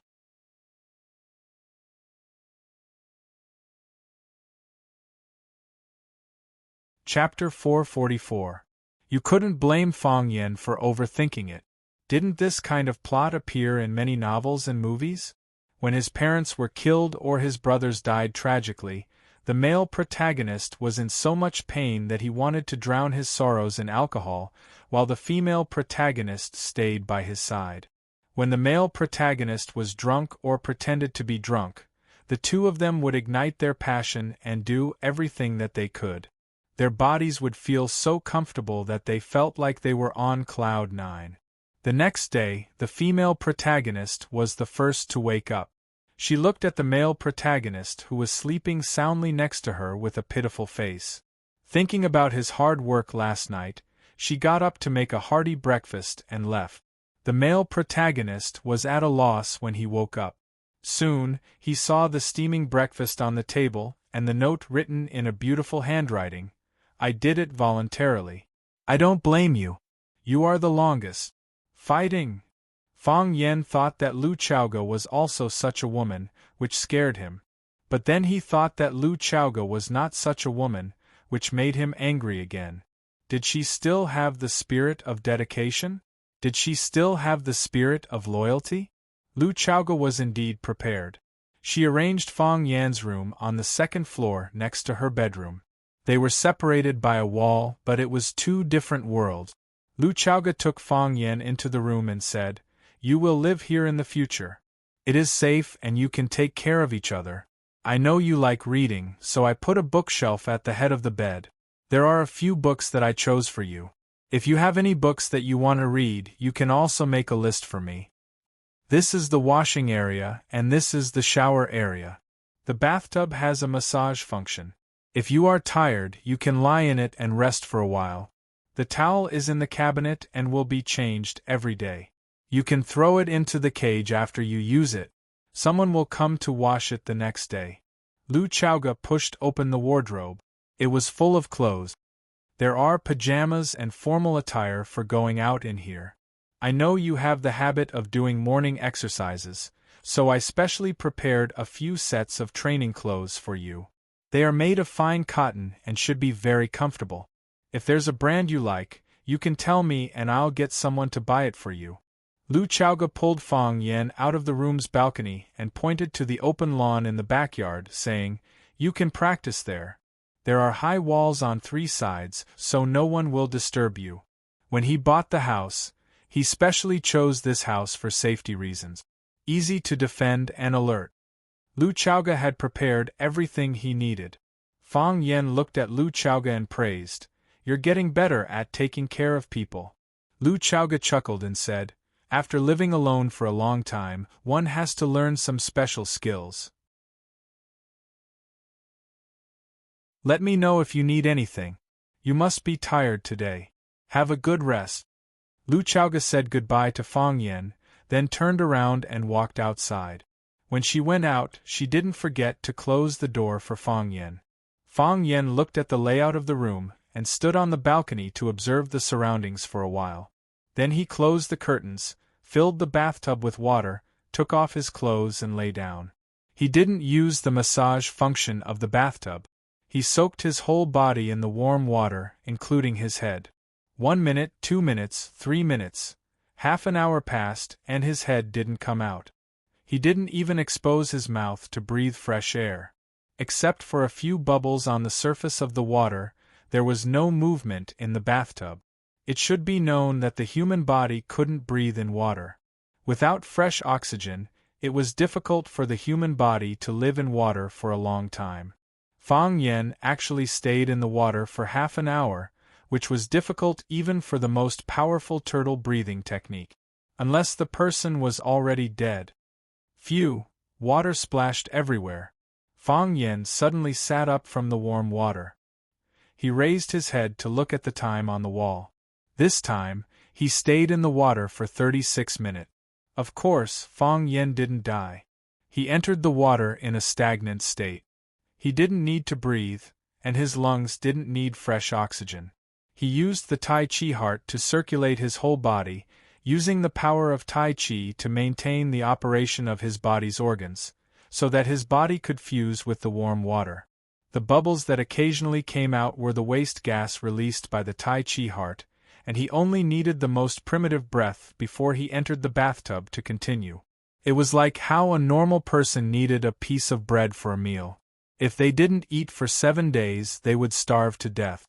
However, Fang Yan could only need 1/10 of a piece of bread for each meal.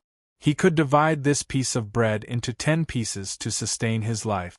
Using the same principle, he could hold the fresh air in his mouth and then divide it countless times, so that his body could maintain its vitality under the most extreme conditions.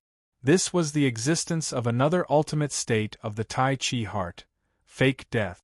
Because Fang Yixing really died, he comprehended this fake death state during his 3 years of mourning. The Tai Chi heart was your sincerity. If your mood was happy, it would be happy too. Thy heart is sorrowful, and it is sorrowful. For a long time, Fang Yan's heart was like dead ashes. Lu Chaoga returned to her room and sat on the sofa in a daze for a while. Then, she opened the bathtub and began to fill it with water. She also poured a box of rose petals into the bathtub. She tied up her hair and wrapped it in a white shower cap. She took off her coat and removed the black bra that bound her chest. Then, two extremely plump snow-white jade rabbits jumped out. Lu Chaoga stood in front of the mirror. The two jade rabbits trembled and swayed in the mirror, as if they were unwilling to live on a woman's body for a long time and wanted to escape. She had a beautiful face and a pair of intelligent eyes. There was not a single blemish on her pink and white skin, not even a pimple that grew because of excessive heat. Her breasts were tall and straight, her waist was slender, and her round and slender thighs could instantly capture the eyes of any man. She used her hands to gently hold up the two fat rabbits. Only then did they lie down on her palms. Lu Chaoga looked at herself in the mirror and sighed softly. She reached out and tore off her purple lace underwear, then stepped into the bathtub with her long legs. She had just laid down in the bathtub and was about to enjoy the massage of the bathtub's lover's hands when the smart phone hanging by the side of the bathtub suddenly rang. Lu Chaoga didn't get up. She only called out Chaoyan, and the phone was automatically connected. Boss, Dr. Lin Jibin from GS Studio encountered an accident. His car crashed into the railing on the Long Valley Bridge. His car was destroyed and he died. Lu Chaoga was silent for a long time, then said, "I got it." After hanging up the phone, Lu Chaoga closed her eyes tiredly. Those people hadn't given up yet. This kind of thing often happened. If it weren't for the powerful human resources provided by the Qin family, as well as the famous school cooperation plan that Chaoyan carried out later, Chaoyan's Underground Research Institute would probably have no researchers available now. What was the most important thing for a high-tech research company? Talent. There was no doubt that their opponent was very good at killing. White shirt and black shoes, handsome face and starry eyes. Holding a cup of tea, he had a natural and unworldly aura. Fang Yen sat quietly in the security booth and drank tea. Baldy felt uncomfortable standing next to him. Seeing that the two subordinates beside him kept signaling him with their eyes, Baldy had to stand up and speak. He looked at Fang Yen with a flattering smile and said, "Mr. Fang, let's discuss something. Why don't you take a walk around the campus? Go to the martial arts club to teach the students martial arts, go to the tea ceremony club to drink a cup of new tea made by the children, or you can go home and sleep for a while. There's nothing much here. Even if something happens, us brothers can help you. Is that okay?" Fang Yen looked up at Baldy and said, "You want to kick me out?"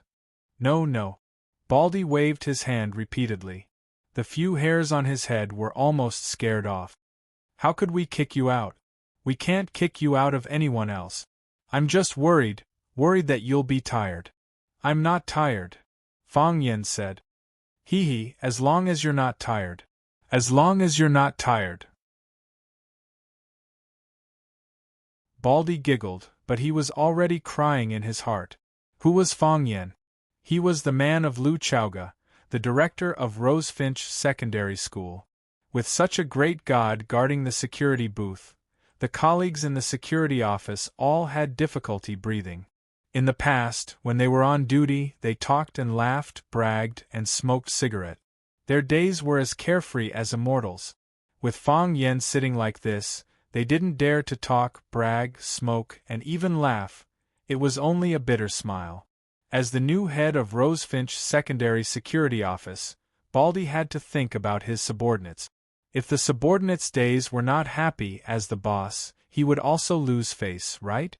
But why was it so hard to say this? Baldy waved his hand at his subordinates, who were observing the wind direction, indicating that he couldn't do it. He didn't have the ability or the courage to ask Fang Yen to leave.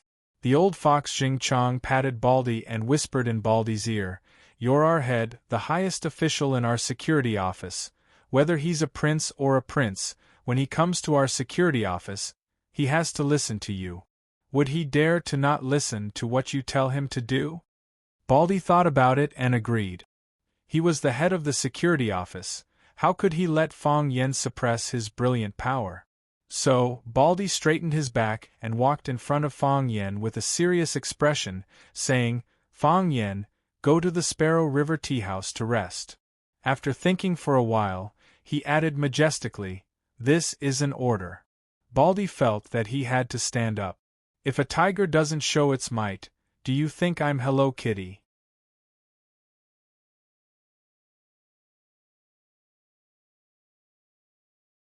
Chapter 445. There was a tea-house called the Sparrow River Tea House by the river near the Sparrow Bridge. Some teachers who liked this style liked to drink a cup of tea and look at the river view when they didn't have class. Students with good family backgrounds also liked to come here to lament the passing of time. Maybe they would be inspired and come up with a good poem or essay. Fang Yen was stunned for a moment. He put down the teacup in his hand and said, "There's no need to rest. I'll go to the back garden." Fang Yen walked out of the security booth and headed to the back garden of the school. That was the student dormitory area. Some naughty students would smoke, play cards, and even get into fights there. It had always been the focus of the security office. If boys or girls sneaked into the girls' dormitory, it would be an even bigger problem. This was something that the school would not allow. He really left? Baldy stared at Fang Yan's back. His face was full of shock and disbelief. He was just saying it. Why did Fang Yan really listen to him? Could it be that, as the leader, he was really a deterrent? He really left. Jing Chong also found this behavior hard to understand. Why didn't he get angry? Baldy kicked Jing Chong's butt and scolded, "Brat, are you waiting for him to get angry at me? If he yells at me, you guys won't have a good time either." He wouldn't dare. Jing Chong patted his chest to show his loyalty. "If he dares to get angry at you, I'll be the first to fight him." Phew, this feels good. You guys don't know that I was about to go crazy from holding back. Exactly. My smoking addiction is acting up. I want to find a place to smoke, but I don't even dare to. You're still thinking about smoking? I don't even dare to speak. He's sitting there with a teacup like he's my grandfather. I have to report to him when I go to the toilet. I'm afraid he'll think I'm slacking off and going somewhere to sleep, everyone complained to Baldy. Because Fang Yen was too imposing, it was really painful for them to be next to him. He took the initiative to patrol the back garden this year. What about tomorrow? What about the day after tomorrow? Jing Chong asked the crux of the problem. We can't send him to the back garden every day, can we? Exactly. If he doesn't leave, will we still have a good life in the future? Division Chief, why don't you talk to him and ask him to retract his divine ability? A pretty boy, why did he become a security guard instead of a good teacher? How good would it be to be a teacher? The salary is high, the benefits are good, and I can rest for 4 months a year. If it weren't for the fact that I don't have a diploma, I would also want to be a teacher. Baldy was also very worried about this problem. Others were afraid of Fang Yen, but he was also afraid of Fang Yen. However, he still comforted his subordinates and said, "You don't have to worry about this problem." What kind of person was he? How could he really be a security guard like us brothers for a lifetime?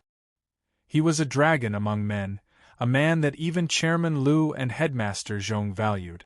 Don't worry, he won't be able to work for long. Maybe he'll leave in a few days. Everyone felt that what Baldy said made sense. How could a young hero like Fang Yen be a security guard for the rest of his life? With this thought, everyone's mood immediately became happy. Baldy remembered how he looked in front of Fang Yen just now, and he was secretly happy. He waved his hand and said, "Brothers, after work, we'll have little sheep hot pot at the entrance, my treat." Long live the division chief. Everyone shouted.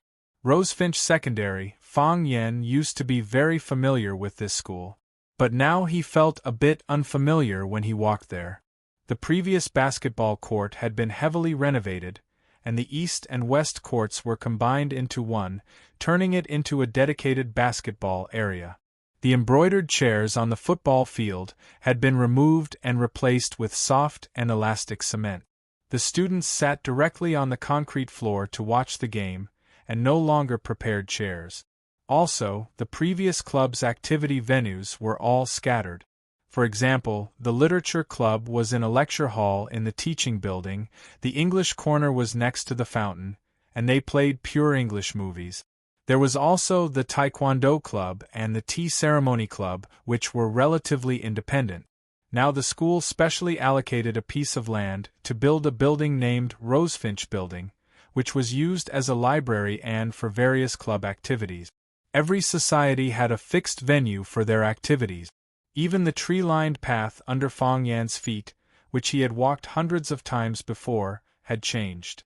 The short grass had grown taller, the railings on both sides had been strengthened, and the strong parasol tree seemed to have aged a bit. A lot of things could happen in 3 years. He had already spent 3 years reflecting, so Flower City would be a new beginning for him. Huaqing, this was the origin of everything, and also the origin of the tragedy. If he hadn't come to Huaqing, if he hadn't encountered those things, if he had just been a quiet teacher, if that was the case, wouldn't his father not have died in battle? A strong sense of guilt rushed over him like a tidal wave, surging violently. It almost overturned the dam of one's mind. "Come, all of you!" Fang Yan clenched his fist and said. His eyes were filled with blood, and it looked like a pair of black pupils were soaked in blood. His eyes were like a wolf's or a dog's, like a demon that crawled out of hell. "Let's fight to the death again." Affected by his ruthlessness, the Taiji heart spun wildly, and the Taiji domain naturally unfolded. The Taiji heart released energy, sweeping up the withered leaves on the ground. Countless leaves were like countless butterflies, they flew up and down, gathering in the eye of the storm. Finally, they formed a ring, like a dragon of withered leaves that had a life of its own. The dragon of leaves flew around Fang Yan's body, baring its fangs and claws, as if it wanted to swallow the man in front of it in one bite. Huff! Fang Yan used the clear heart chant to forcefully suppress the ruthlessness in his heart. Bang! The dragon of leaves exploded, and the ground was smashed. The fallen leaves scattered in all directions, rustling in the wind. Fang Yan let out a long sigh of relief. The ruthlessness in his body was gathering more and more, becoming heavier and heavier. This wasn't a good sign. Even the pure and untainted Taiji heart began to feel uncontrollably collapsing when it was tainted by this. Fang Yan was very worried. He was worried that one day, the Taiji heart would no longer be under his control. In other words, the Taiji heart would only start spinning when he used violence or was in a ruthless mood. If that was the case, wouldn't he become a monster? "Don't worry," Fang Yan said to himself. "They will come. They will definitely come. He can feel their presence." Fang Yan seriously thought about it, and walked towards his original destination. In the depths of the flowering shrubs, a beautiful girl watched the scene unfold in front of her with wide eyes. She walked to the place where Fang Yan was standing, and looked at the withered leaves that had been blown into tiny pieces, her eyes full of doubt and curiosity. "What kind of man is he?" the girl muttered to herself. 3 years ago, Fang Yan was an influential figure in Rosefinch Secondary. 3 years later, batch after batch of Rosefinch's students had left, and there were only a few students who knew him. It was currently the students' lunch break, and class would start in half an hour. The students weren't sleepy, and were gathered in groups of 3 to 5, chatting noisily. There were also some new students who had brought back their military training uniforms to try on. They would be participating in the new military training starting tomorrow. Fang Yan, who was wearing a white shirt, walked in the middle of the crowd, and naturally attracted the attention of countless students. Some people even pointed at him, feeling that he was a very strange person. A tall boy was handing out cigarettes to the students around him. When Fang Yan saw him, he walked over and said, "I don't object to you smoking, because I know I can't stop you from smoking. But, can you change to an empty place? You're standing at the door of the dormitory, it's very easy to cause a fire." The tall boy lit up the cigarette in his hand, put it in his mouth, and took a puff. He sneered and said, "Who are you? Who do you think you are?" Fong Yen smiled, and the cigarette in the tall boy's mouth was in Fong Yan's hand. The tall boy didn't see Fong Yan's movements clearly, and he didn't even notice that Fong Yan had made a move. But how did the cigarette end up in Fong Yan's hand? The tall boy reached out to grab it. He had already set his eyes on Fong Yan's arm, but when his hand reached out, he missed. He tried again, but he missed again. Young people tended to be irritable. He was ashamed and annoyed, and he reached out to hit Fong Yan's chest. Fong Yan's palm pulled back, and the fist that the tall boy reached out was hit back. His arm hung down, and his palm kept shaking. With a light touch from Fong Yan, his fist became red and swollen. The tall boy didn't dare to move again. He just looked at Fong Yan with fear in his eyes, who was smiling gently. Fong Yan's 2 fingers rubbed gently, and the burning cigarette was extinguished. He flicked his finger, and the cigarette but flew into the trash can not far away.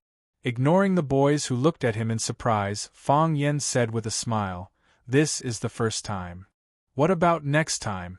a boy asked recklessly. "There is no next time," Fong Yan said in a stern tone. Some people said that young people should be allowed to make mistakes. In the past, Fong Yan also thought so. However, some mistakes could only be made once in a lifetime. Just once, it was already painful to the bone. When Fong Yan was patrolling the backyard, Jing Chong from the security office ran over with sweat on his head. "Fong, Mr. Fong," Jing Chong shouted while panting, "those punks are here. They came to trouble Director Kai." Fong Yan frowned and said, "I'll go take a look." Fong Yan followed behind Jing Chong. When the 2 of them rushed back to the security booth at the school gate, they found a group of people making trouble at the gate. Baldy and another security guard on duty blocked the gate with their bodies, not letting these ferocious guys step into the school gate. Fong Yan looked at the crowd opposite and couldn't help but be stunned for a moment. He actually found an acquaintance.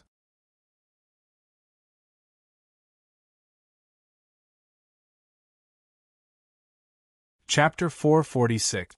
Brother Yellowhair, it's not that I want to trouble you, it's the people from Rosefinch Secondary Security Office who are bullying us too much. The road is facing the sky, we each walk our own path. We weren't even in their way, we were just looking in from the school's entrance and they attacked us. Is there still any law?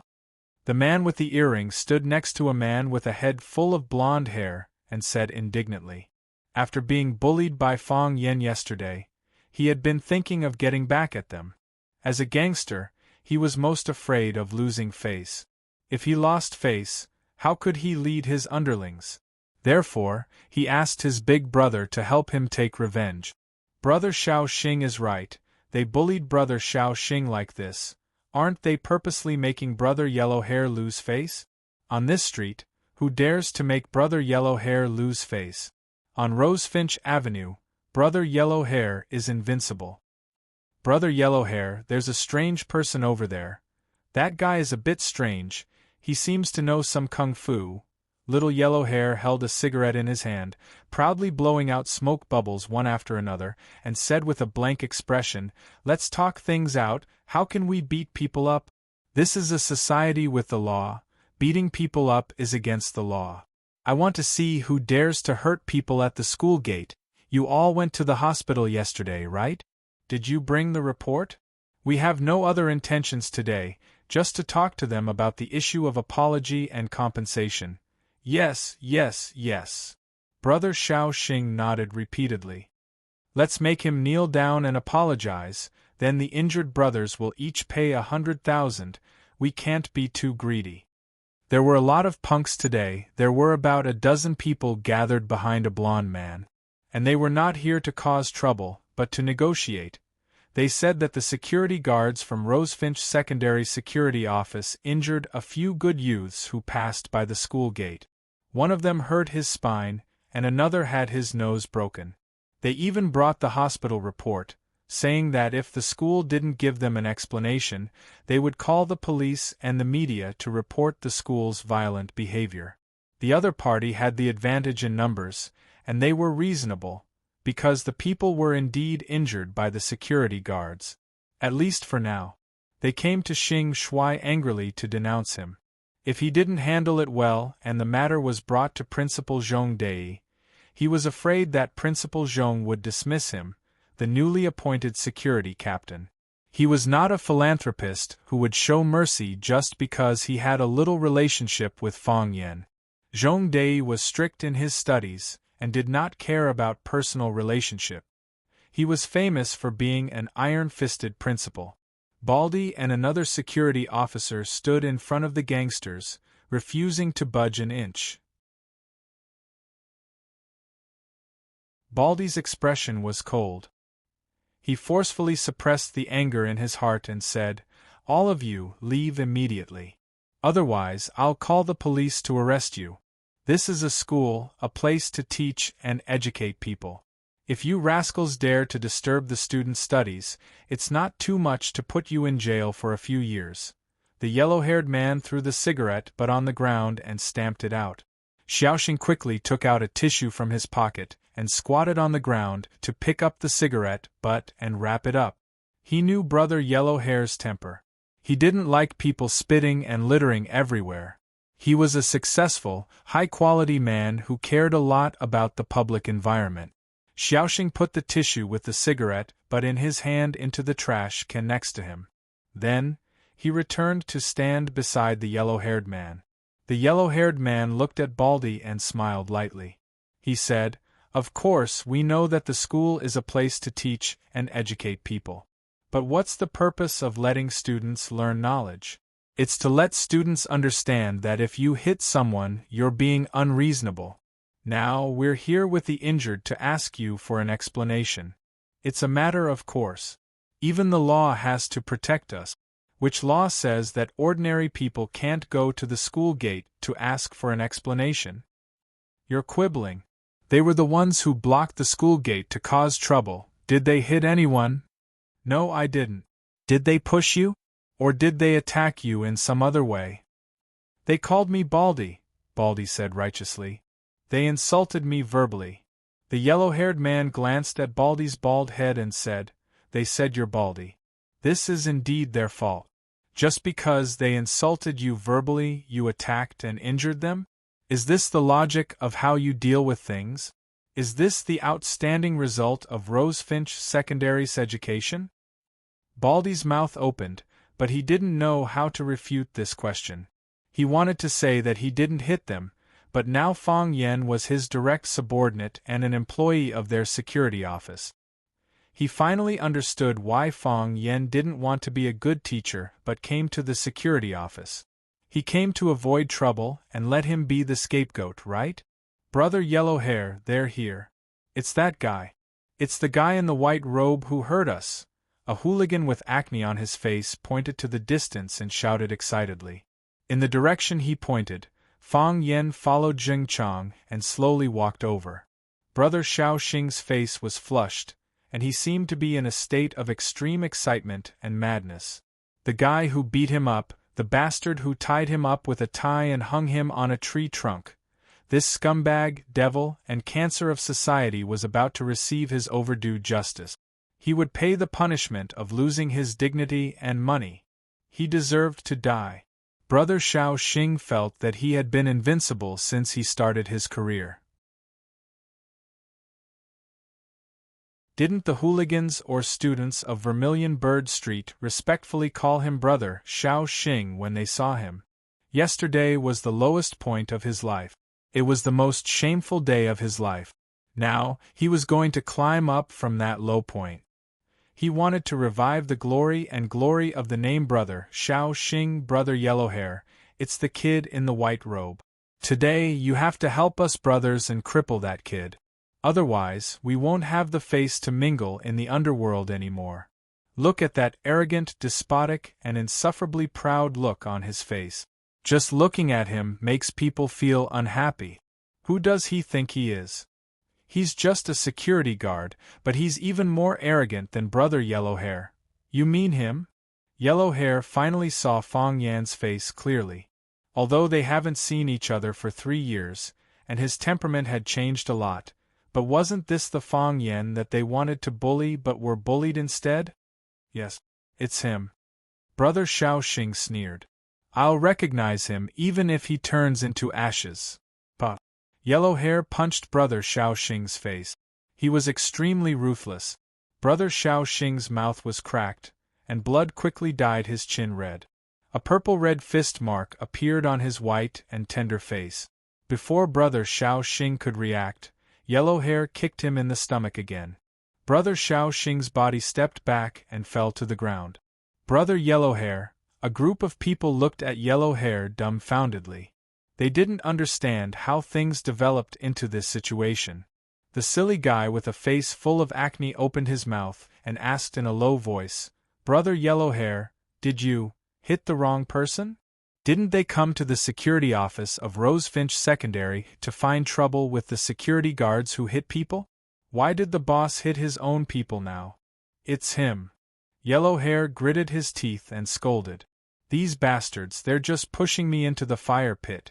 Yellow Hair trotted to Fang Yen, bowed to greet Fang Yen, and said with a smile, Mr. Fang, long time no see. Do you remember me? I'm Yellow Hair. The one who had some misunderstandings with you before. Do you remember me? Fang Yen looked at him in a trance and didn't answer his question. Of course, he knew this Yellow Hair. The incident with Brother Wolf behind him was one of the crises he encountered when he first entered Rosefinch 3 years ago. Because of the media's attention, he was almost hyped up as a perverted teacher who had an abnormal relationship with a female student. Although he quickly solved the matter with a thunderous method, he was still chased out of his rented house by his sister Lee, who was worried about her daughter's puppy love. After that, he moved into Lu Chaoga's Rosefinch house and fought with waves of evil forces. In the end, his father, Fang Yixing, died in battle at the entrance of Swallow Dock. It could be said that the Brother Wolf incident was a watershed in his life. At that time, he was high-spirited, laughing and scolding. Other than feeling that there was a woman who was very annoying, he felt that the sky was blue and the water was clear. Even Baldy's bald head looked ugly and cute. How depressed and heavy was his mood now. After not seeing each other for 3 years, he really missed his life at that time. Unfortunately, he couldn't go back. Seeing that Fang Yen didn't respond, Yellow Hair thought that Fang Yen didn't remember who he was. He introduced himself even more diligently and said, At that time, my face was smeared with chicken blood and I even held up a banner at the school gate to denounce you. Oh yes, I wrote kill and taste life. You were very angry and said that I wrote taste wrong and added a side at the side. Do you remember now? Fang Yen finally pulled himself out of his memories. Looking at Yellow Hair's expectant face, he nodded and said, I remember you. Yellow Hair was so emotional that he was about to cry. With red eyes, he said, After that incident, I realized that being uneducated is indeed a very shameful thing. After that, I self-studied the law course at the Radio and Television University. I am now a university graduate. Give me another 2 years and I will be able to get my lawyer's license. Mr. Fang, you are my first teacher and second parent.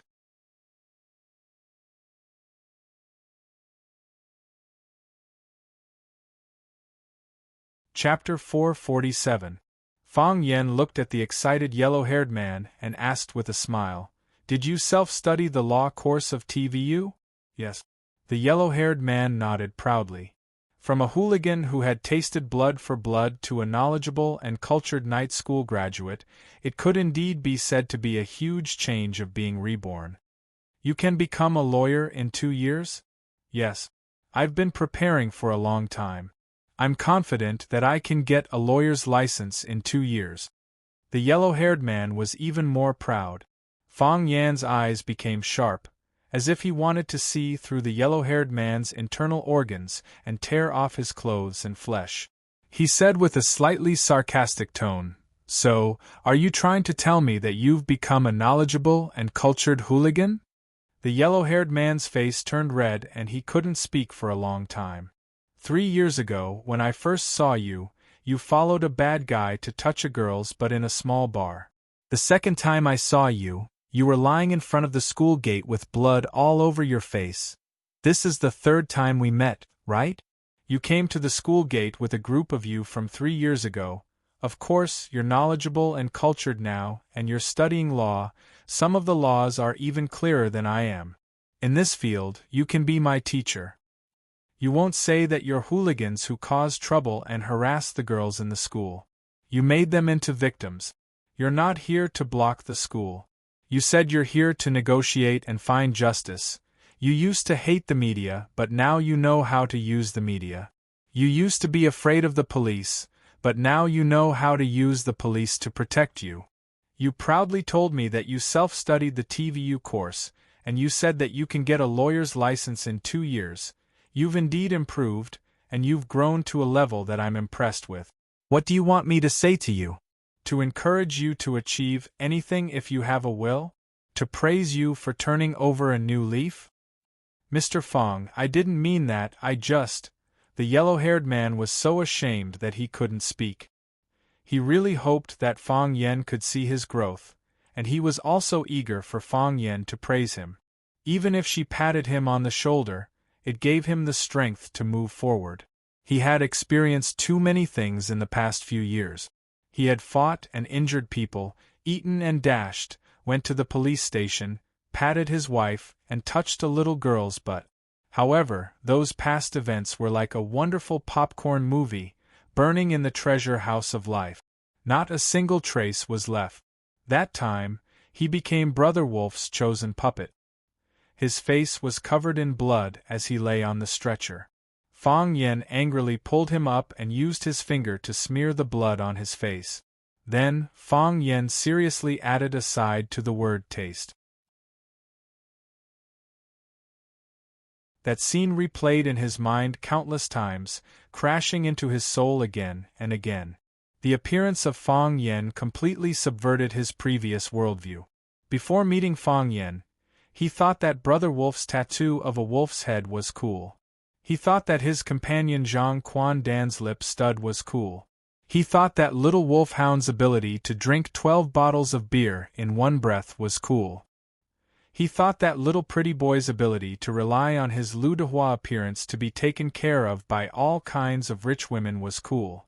Course, until now, he still thought that little pretty boy was cool. He was born with skills that made people envious. However, after getting to know Fong Yen, he felt that Fong Yen was cool when he grabbed the glass bottle in his hand and broke it piece by piece. He was cool when he rushed up and lifted Brother Wolf's body. He was cool when he faced the gangsters and the media. He was cool when he used his finger to smear the blood on his face. Most importantly, he did not have Lu Dehua's face, but many young and beautiful girls liked him. It was as if a candle had suddenly appeared in a dark room, and Fong Yen was the one who had brought the candle to her. He felt that he should change and become a knowledgeable and charming man. So he began to study hard and became the most outstanding graduate of the TV University that year. He liked the law and began to strive for a lawyer's license. All of this stemmed from the influence of the man in front of him. He came to Rosefinch Secondary to look for Fong Yen several times, but he was disappointed every time. Today, he was surprised to meet him, but it was in such an awkward situation. Fong Yen looked at the yellow-haired man and said, "If you study hard day and night just to become a cultured hooligan, if you work hard to get a lawyer's license just to defend yourself and your companion's innocence, then I regret reminding you in the first place. I regret teaching you how to arm yourself with knowledge.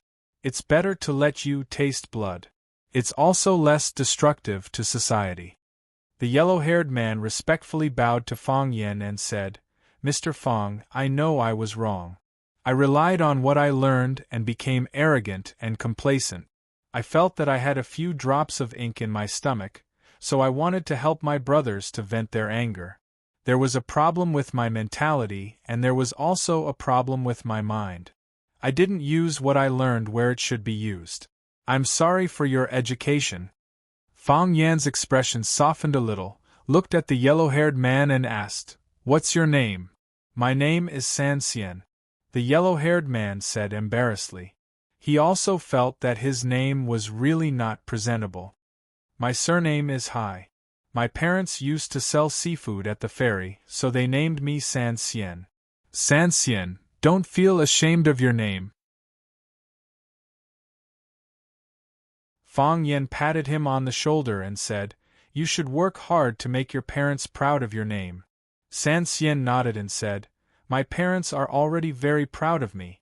They didn't let me go home a few years ago, but now they call me several times a month and ask me to go home when I have time. They will be even prouder in the future. Fang Yen smiled and turned his eyes to Xiaoxing and the group of minions he brought with him. Where Fang Yan's gaze landed, everyone took a step back in unison. How could they dare to go against a man that even their boss had to bow down to? San Xian's face was extremely embarrassed. He took the initiative to explain to Fang Yen, Mr. Fang, this matter is indeed our fault. It's up to you to punish or punish us. If it wasn't me you met today, but anyone else in the security office, what would you do? Seek justice. San Xian said frankly. How do we seek justice? Ask them to apologize to the injured and pay for medical expenses. This is the standard method of our brothers in the underworld. San Xian said. Otherwise, make the matter bigger. Most schools don't want negative news to be reported by the media. You guys are good at scheming. Fang Yen said with a smile. I won't beat you or punish you. I'll let you remember this. Mr. Fang, what do you mean? San Xian had a bad feeling in his heart. He respected Fang Yen, but he was more afraid of Fang Yen. This fear came from the bottom of his heart.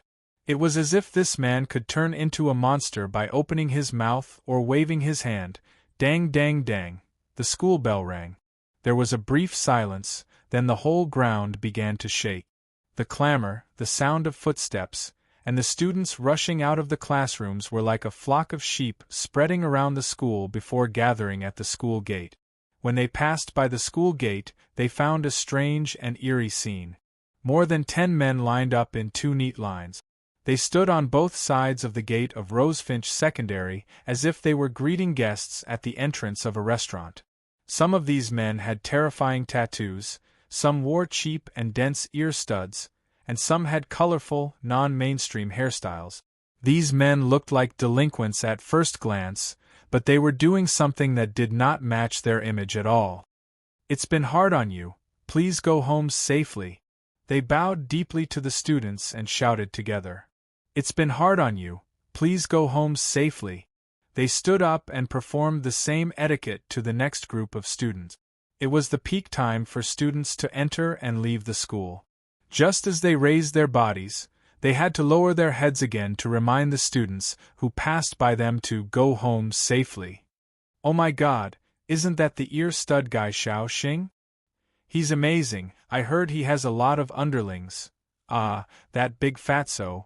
He asked me for 100 yuan and hasn't returned it to me yet. What's his name again? The one with a scorpion tattoo on his neck is Brother Scorpion. I heard he's a famous gangster in this area. No one dares to mess with him. At that time, the owner of the students' cafeteria quarreled with him, and he brought his men to smash the restaurant. The students were stunned by this scene. These hooligans were people they could not afford to provoke in the past. Now, they were bowing respectfully to them and asking them to go home safely in a considerate manner. Did the big bad wolf eat grass now? Many students took out their phones from their pockets in surprise to record this strange scene. It was rare to see such a lively scene. Fang Yen sat in the security booth and drank tea. Baldy and the others stood at the door with their heads held high. They stared at the gangsters with majestic and disdainful eyes. They tried very hard to express to the students that the reason why these gangsters were so docile and did such unreasonable things was because they were conquered by our domineering aura. Baldy's face was full of pride and glory. The few strands of hair on his head were fluttering in the autumn wind. Very silly and very unruly. You're tuning in to the Phoenix Knights YouTube channel. Don't forget to subscribe and join us on this journey to catch the most captivating stories.